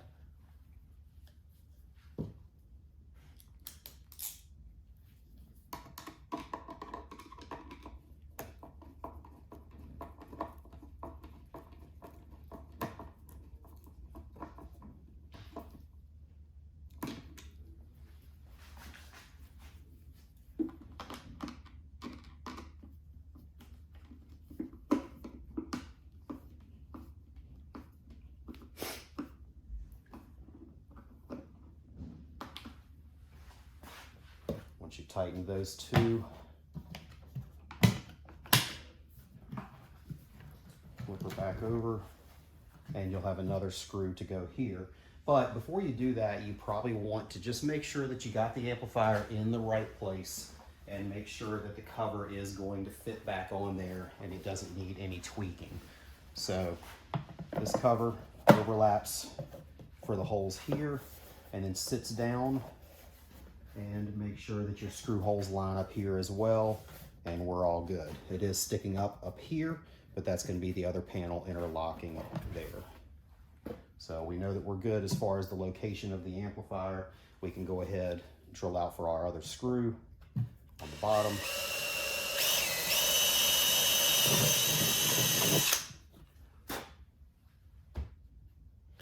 And add that screw in as well.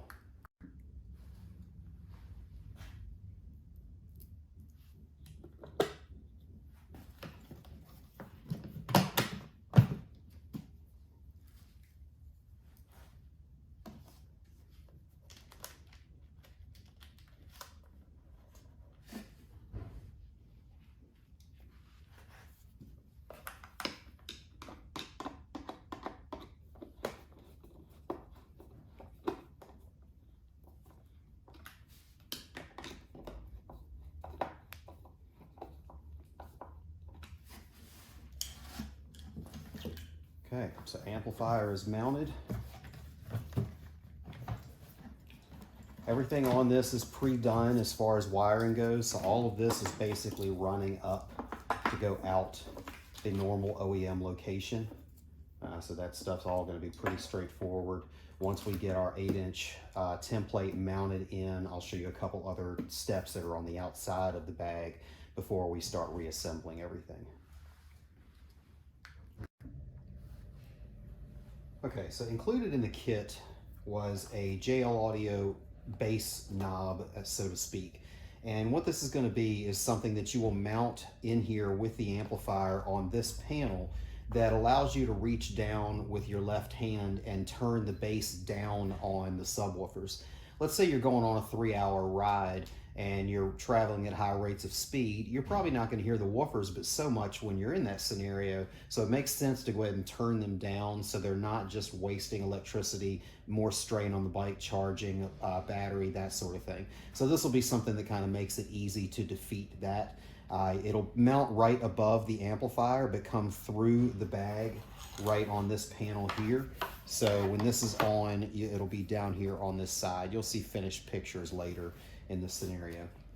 But for this, one of the pieces in your kit will be this little template piece. It kind of has a wedge shape to it. That's going to sit right down here in this panel. So you just drop this piece in where it sits comfortably and take your Sharpie or something to score the inside of that to give you a drilling location. And that's where you're actually going to drill your hole for this bass knob. You'll use a 3/8 inch drill bit to do this and just drill right where that part was.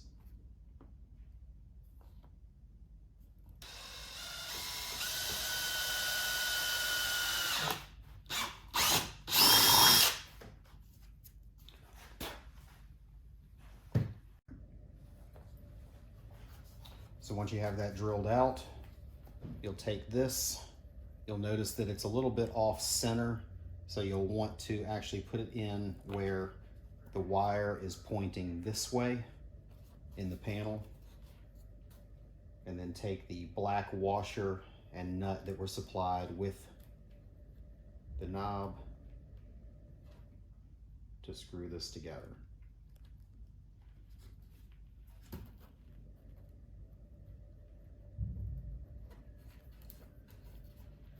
It's an 11mm socket for that.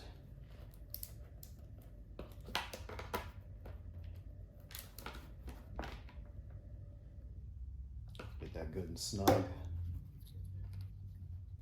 And you can pop your knob back on there, and that will go right in here above the amplifier. We'll get into the wiring portion of it here shortly when we're actually doing reassembly.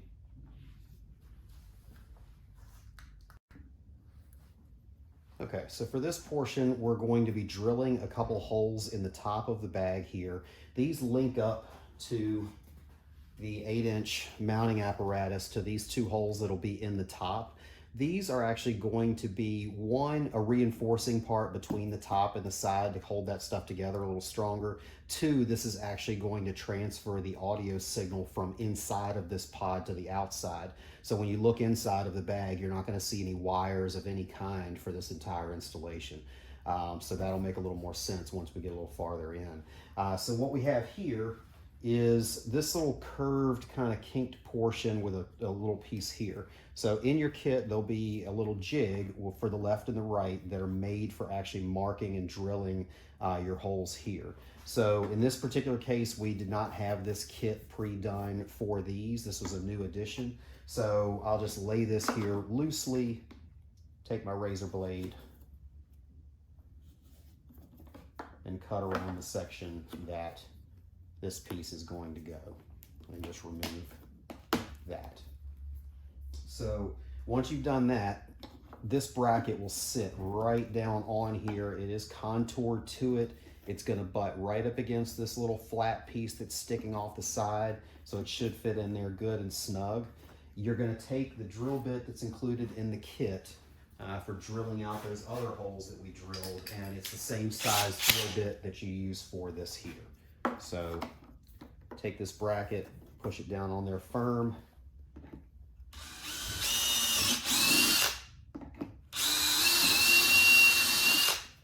And give that a quick drill through. And now you have your 2 holes for where the 8-inch piece is going in here.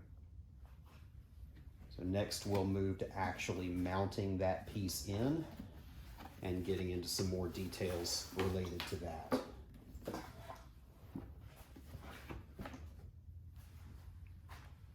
So you're going to take the 8-inch again, put it with that bottom edge first, slide it in here good and tight, give it a push down into this corner to make sure it's seated properly. That should line all of your holes up that you did earlier. You'll want to slide those screws in. There's 4 long ones that do these 4 right down here at the bottom, and then this one up top is a shorter 2.5-inch long screw. So once you put those through there, you'll take your lock nuts. This is going to be using a 3/8-inch drive for holding the back side of it, and then a Phillips for the inside.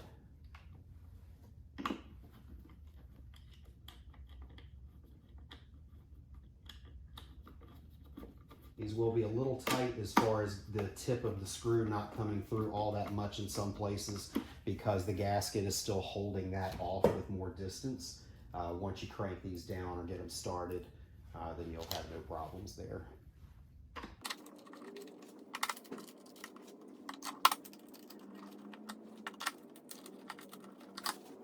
So now that we got all those started, you want to crank those all down fully, good and tight.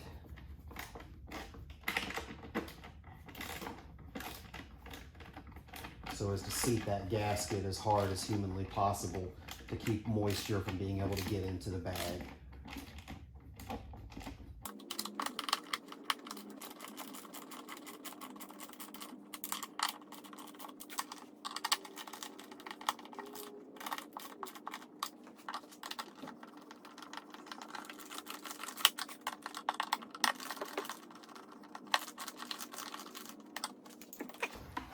So now that's tight and in there, we're going to drill our porthole out. So the port is technically optional. If you do not want to actually open that up, you don't have to. It does cause there to be more output from the system. You do get a little extra hump by having this ported, but the most ideal sounding scenario is going to be your port open with the bag about half full of material. So don't be shy about putting stuff in the bag. Technically, this is going to be tuned the best if it's about half full. If it's completely empty, it's fine. If it's completely full, it's fine. It's just going to smooth the response out a little bit, and you'll have just a tiny bit less bass. We do have in the kit, you'll see these big rubber plugs with the wing nut that plugs into here and tightens in. So if you are riding in the rain, the frog skin here will keep the moisture out of here, and to keep water from getting up into this port and into your bag, you'll pop that plug in there, crank it down, and that'll seal it off. You'll lose a tiny bit of output for when you're on that ride, but that's a lot better than filling up the bag with water. So that's going to be where your hole saw comes in. It came in the kit.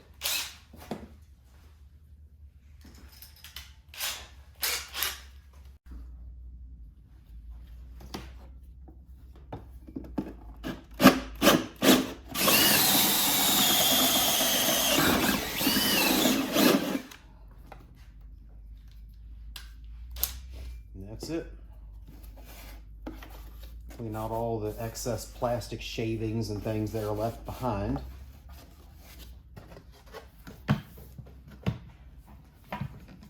And you'll have your port coming out of the other side.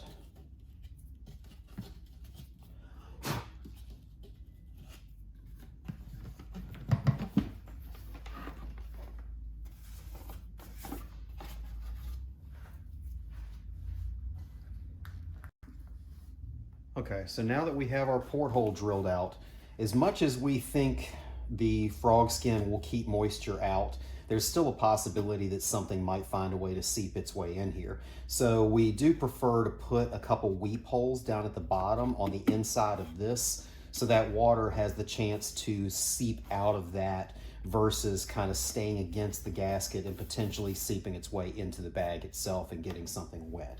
So you'll want to just lay the bag completely flat and then find the lowest portion here to maybe drill a hole or two with that drill bit that was supplied.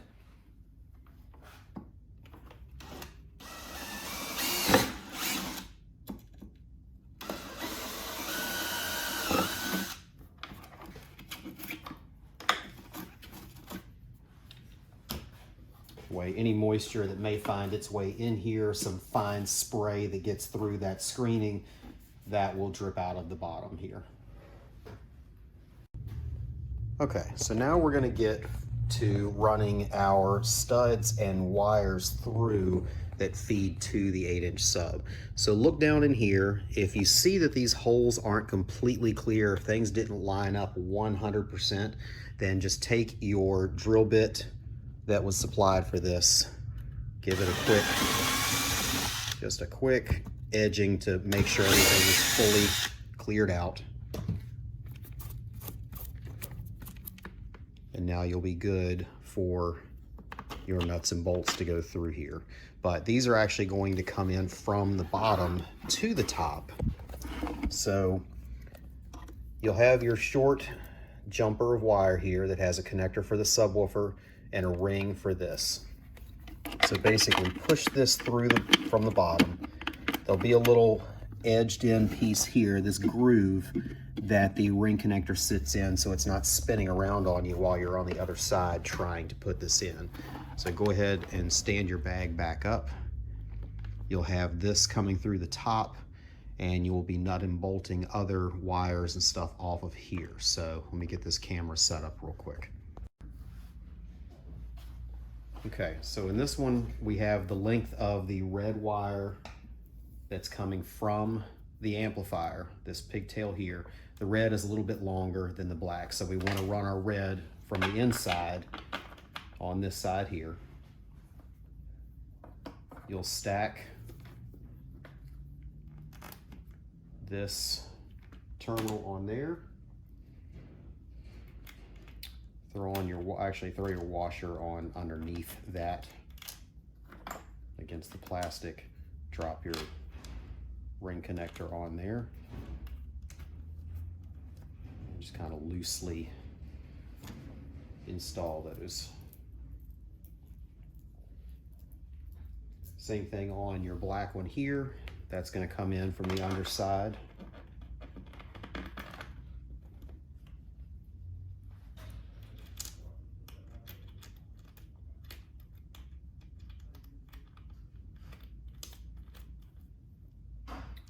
loosely install that one as well. Might help if I actually put the ring connector in there, huh?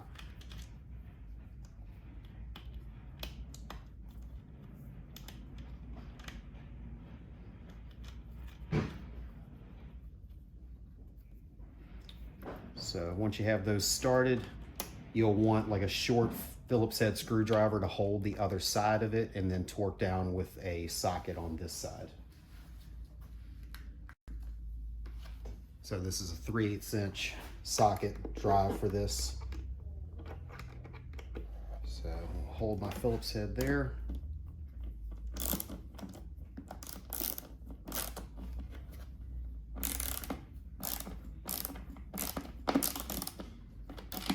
Sometimes you'll have to kind of help guide or keep the wire.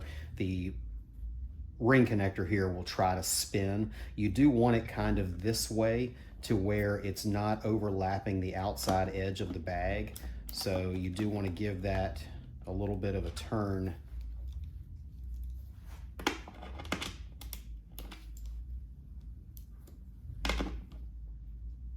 To make sure it's going this direction a little bit.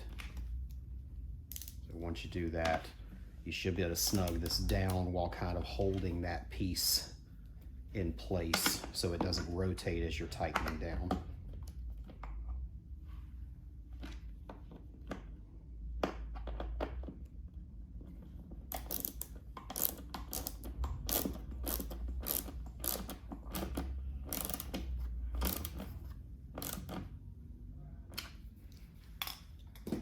That's it. These are both tight. So this pigtail here, once it gets run through, is going to go over for your other bag to feed that subwoofer there. And in here, you have one wire going to one side, one wire going to the other side for connecting to your subwoofer when you drop that in. One thing of note, before you put your subwoofer in, make sure you vacuum or get any kind of shrapnel or any pieces of plastic that have fallen into here, because you don't want those jingling around in there because you're not going to be able to access them later. Okay, so now it's time to drop our subwoofer in. And so what you have here is an Audio Frog GS8. It's a dual voice coil subwoofer, meaning there's a set of coil connections here and here. In this scenario, they're wired in series. So we have the positive lead and the negative lead connected together, which leaves a leftover positive and a leftover negative. Those are the ones you're going to be actually connecting, and it will work its way through naturally from there. So you'll want to note that your positive is marked with a red ink, whereas your negative is not. So you're naturally hooking your positive to the red one here and the negative here. You do want to use these terminals here that are to the outside rather than the ones that are on the outer edge here. These are actually very, very close to the sides of this, so it's going to work better if you use these other two that are left externally. So in this case, the positive is right here. So we're going to plug this on. Make sure that plugs on good and tight. If it does not, make sure it's either not going to the side of the connector and actually into the connection point, or give this a squeeze if you need to snug that up a little more.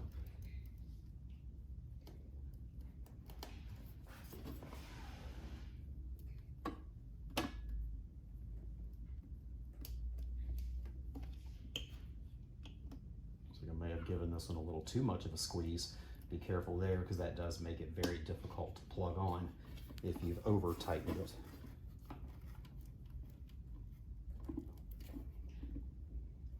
So give those a little bit of a bend upwards before turning around and dropping your woofer in.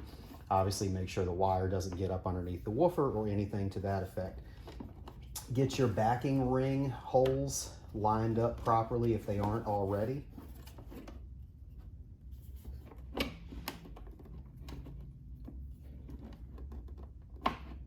And drop the woofer in, and it's ready for you to put your screws back in to hold that in.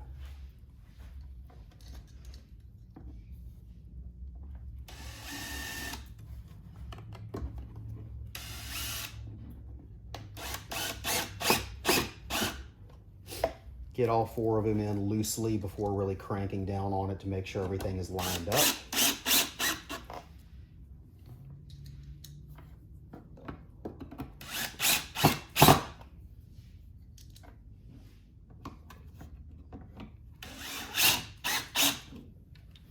once you have those in there a little bit, go ahead and take a look through your frog skin on the back.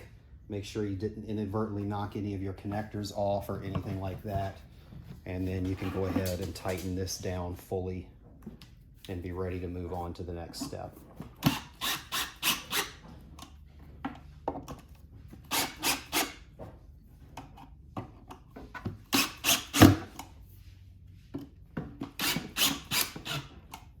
So your woofer is officially installed and wired. If you want to, you can go ahead and put your grill on now and line that up with the bottom as far as the leveling, and push that grill on. And technically you're done on the inside of the bag.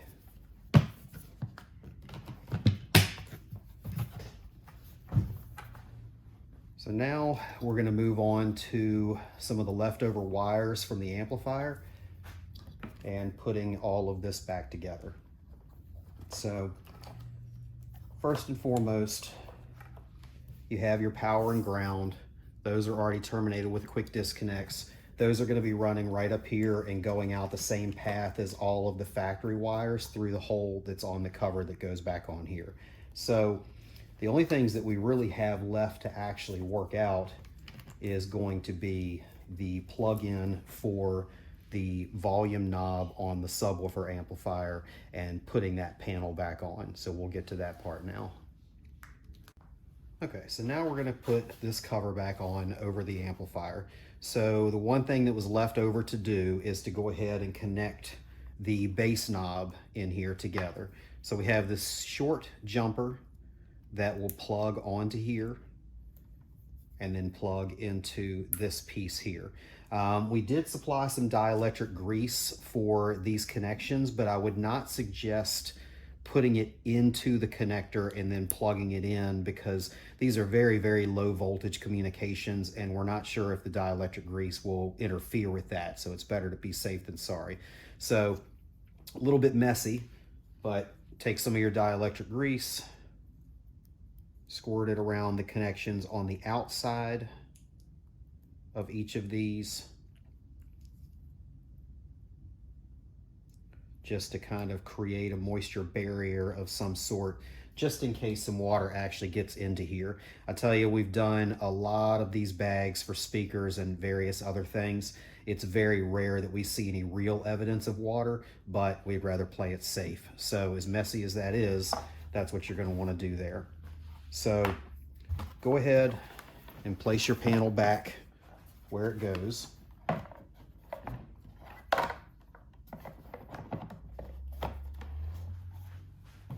Line everything up on both sides. Go ahead and put a couple of the screws in.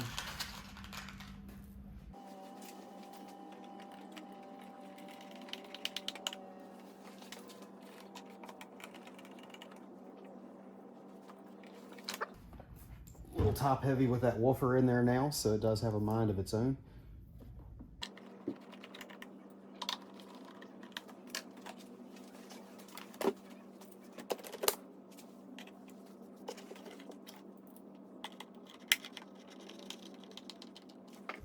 Okay, so that's now on. We'll want to go ahead and contend with some of our wires here.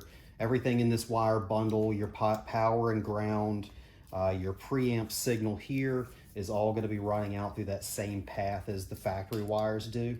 So you'll want to go ahead and bring those up here, kind of keep them off to the side a little bit because the speaker is going to be here, but then wire tie them up here at this other point so they're kind of headed the right direction. In this particular install, we have a remote wire for the amplifier running. This bike is actually getting a bunch of extra things that are not really normal, that's more custom in-house. So in the normal installation, you will not have a blue turn-on wire. The amplifier, like all of the other amplifiers in our kits, are automatic turn-on when they sense signal coming into them from the factory radio. So if the factory radio is not on, the amplifier is not on. If the factory radio is on, the amplifier is on. That's why we added this bass knob here, because if you wanted to eliminate this, you can't just flip a switch and turn it off. You would just turn it down and it would just stay in here idling. So these don't really need to be routed anywhere. So you're going to tuck these up in here. You can drill a little small hole in this bracket right here to give you something to wire tie to that would keep those held in place so they're not bouncing around on you. So let me get a drill bit and we will work on that. Okay, so we'll take our drill bit.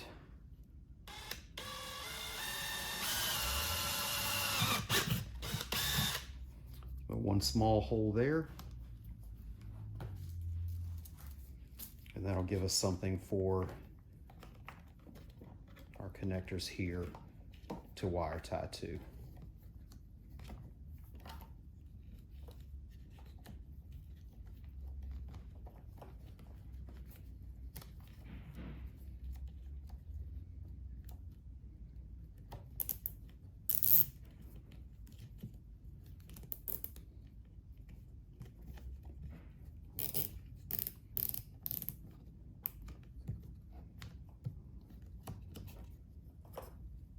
And this little flappy door that's on the cover for that, you certainly could snip that off. It's not serving any purpose anymore.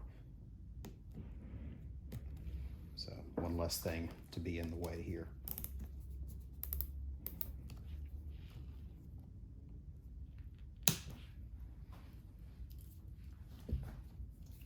And now we'll pull the remainder of our wires. Kind of position it down, make sure it's got plenty of wiggle. When the new panel goes in with the speaker on it, the stud for the bottom of that panel is going to be right into these wires, so you will be paying attention to kind of nestle it in between them so it's not stabbing anything. But go ahead and bring these up. You'll want to leave your RCA connections here that are these fatter connections. Leave those up in the bag rather than try to have them coming out. So just get all of your stuff positioned as best you can right here. And throw you a wire tie around that to hold those there.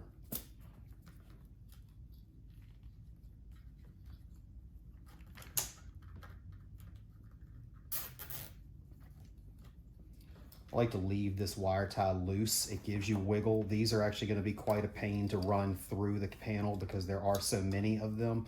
So it would be nice to have a little bit of wiggle room here, but at least keep them from falling all over the place while you're trying to reassemble this.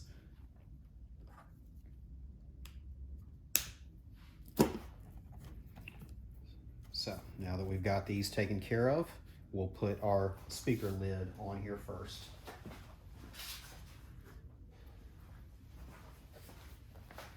So with this, we have our pigtail that's coming out for the speaker wires for this. So you'll need to make sure that's routed over in the same direction.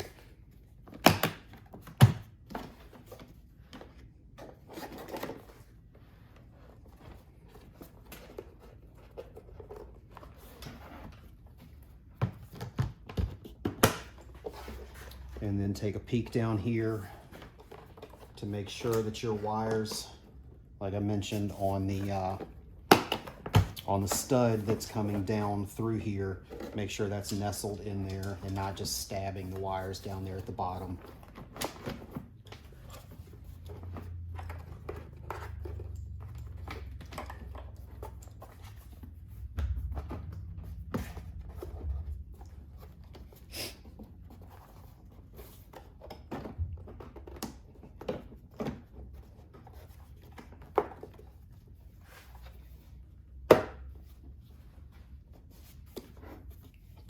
That on. Double check that all of your cables are coming through the side out here, and then go ahead and throw some screws in here to hold this in place.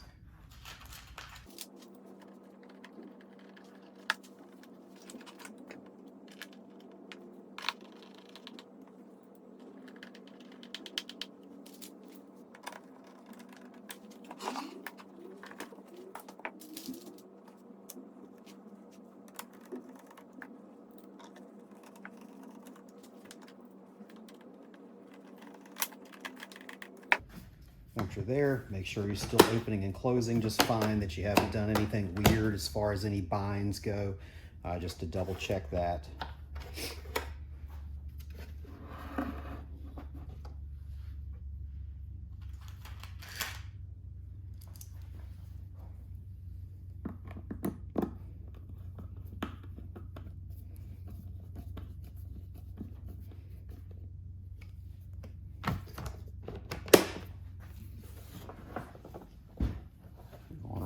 to our brake light. Don't forget to plug this back in.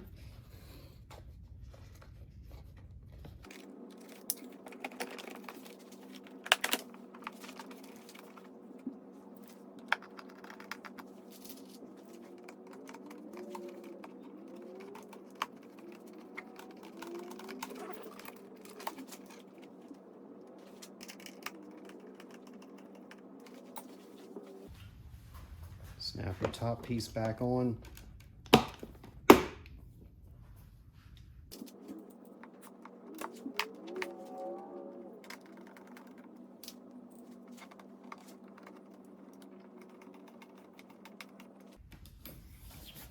double check around any other screws that may be missing. And then last but not least, we'll put the lid cover on, since we've had that off the whole time, just to keep it protected and clean, free of scratches.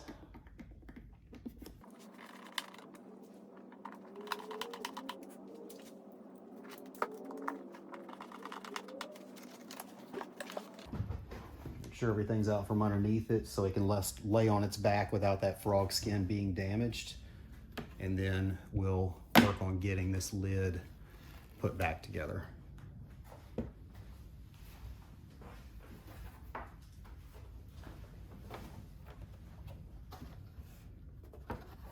This part's super straightforward. Just remember that you had 3 screws that had those little washers, little fabric washers on it that go in that center location. So just remember to put those back in the same place.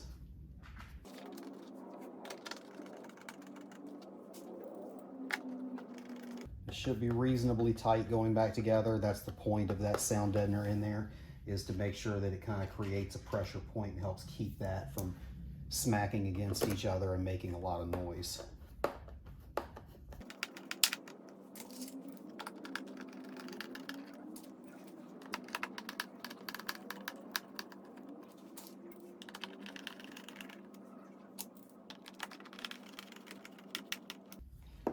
That's it. So if you have any screws left, there should be somewhere for one of those to go, so you may have to look around. Go ahead and reclip. I'm going to stand this back up.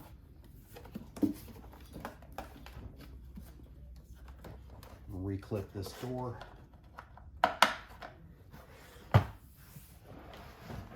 And you are officially back together and ready to go with a new subwoofer. So you have that in the bag itself.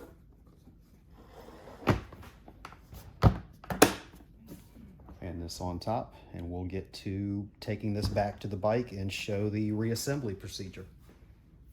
So just a quick addendum for the people that'll be running our stage 5 and 6 kits. You'll also have a add-on harness for getting signal to the subwoofer amplifier. So when you're running your rear harness, you'll also be running this harness at the same time. Very similar plug on this, so you'll be routing it the same direction from back to front, and just leave yourself a little bit of slack back here, so when you're done with everything, you have the space needed to be able to tuck away and wire tile your wires where you want those to go. So this plug will be back here with a few inches to spare, and then run that along to the front to a Y splitter that will also splice into the video to show you what you're doing there. So for those of you doing the stage 5 and 6 with this subwoofer, you'll have the feed that goes to your subwoofer amplifier that you've run from the back up to the front, and you'll have a splitter that splits the signal that's coming from the OEM amplifier to go to your new amplifier as well as the amplifier in the back. So your cable that's coming down from the pods has a white plug on it.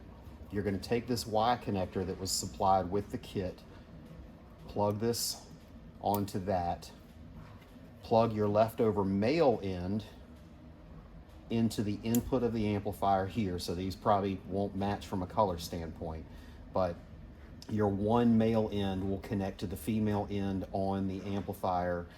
Your male end that's coming from up top will plug into one of these females, and then the other female will plug in for your subwoofer amplifier feed. So that's splitting the signal to this amplifier and to the amplifier in the rear. And then you'll just take this, tuck it in here, and wire tie it to your bracket to get all that out of the way. And that's it. Okay, so now we're going to put the bag back on the bike. I would suggest having one of your bolts handy to where you can actually put that in to hold the bag on once you have fished all the wires through. With the additional weight on the bag, I don't know how much trust I have in that little plastic clip to snap in, and if the bag obviously were to fall off, that would be quite the problem. So just try to have that handy. Go ahead and position the bag where it's supposed to go. Make sure all of your wires and everything are out of your way. Get that hooked on the bar in an approximate correct position. And then you're going to have a lot of wires to fish through the factory hole that's here. So generally speaking, start with your bigger plugs, because the more you fish through, the more space or the less space you're going to have. So start taking those through where that OEM plug goes.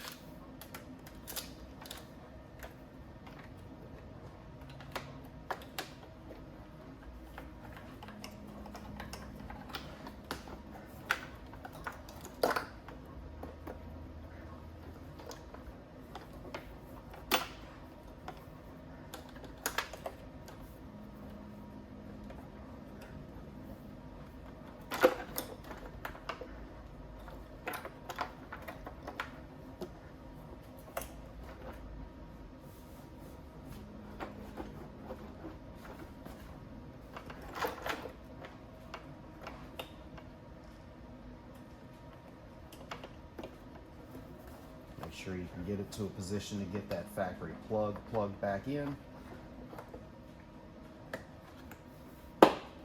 And snapped into position. So now that clip is holding it, but again, I wouldn't trust that so much. I'd keep a hand on it. Pop your door open. And at least get one of these fingered into place so you have that backup holding the bag on.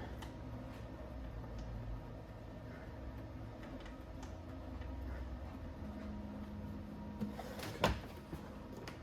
So now we have a little safety backup there. You'll want to go ahead and reattach your seat release. Pop that clip in. You'll have a bunch of different plugs to plug in at this stage. So your power and ground are going to be pretty obvious. We have our short power and ground jumpers that we'll run here in just a second. You'll have your input to the amplifier, or sorry, this is the one coming from the front that's going to plug into your input here. You'll have your speaker pigtail coming off of this speaker here.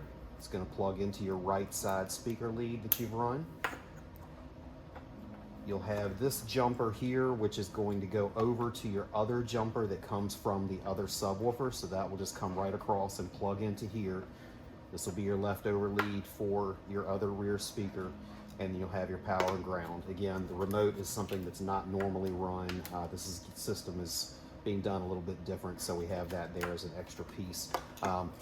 If you ever need to do something like this, there is a switched power lead in the plug for a top case that you can access. So that is something just for future reference. There is an on and off power lead there that you can use.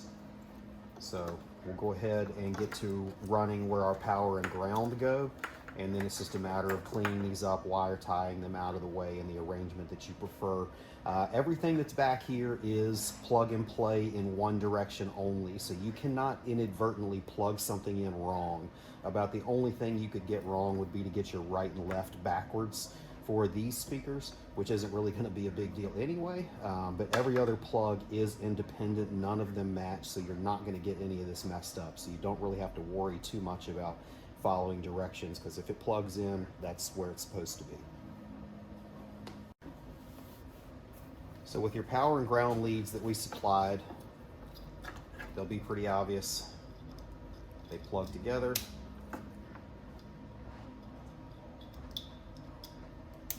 And then it's just a matter of routing these. So in our opinion, you know, run your ground down this side if the ground on your bike is on this side.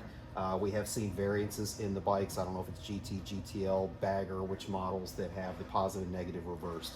But whichever side your positive and negative are, that's the way I would run them. So run your ground down this side here, same route that you did for your other cables. Again, leave yourself some wiggle room up here for servicing. Run that down and ground it just like you did your amplifier. And power, and this bike is on this side, so we'll run that down the opposite side and run that to where your fuse holder is. Just like with your other amplifier, you'll be doing the exact same thing with the fuse holder there to be able to run this power to there. Just quick note for those of you that if I didn't mention this in previous videos, a lot of people do wonder why there is a fuse holder here when there's also a fuse holder on the amplifier. The fuse that goes at the battery is protecting the wire. So say this wire was cut through somewhere along this path and shorted out, it would simply blow that fuse.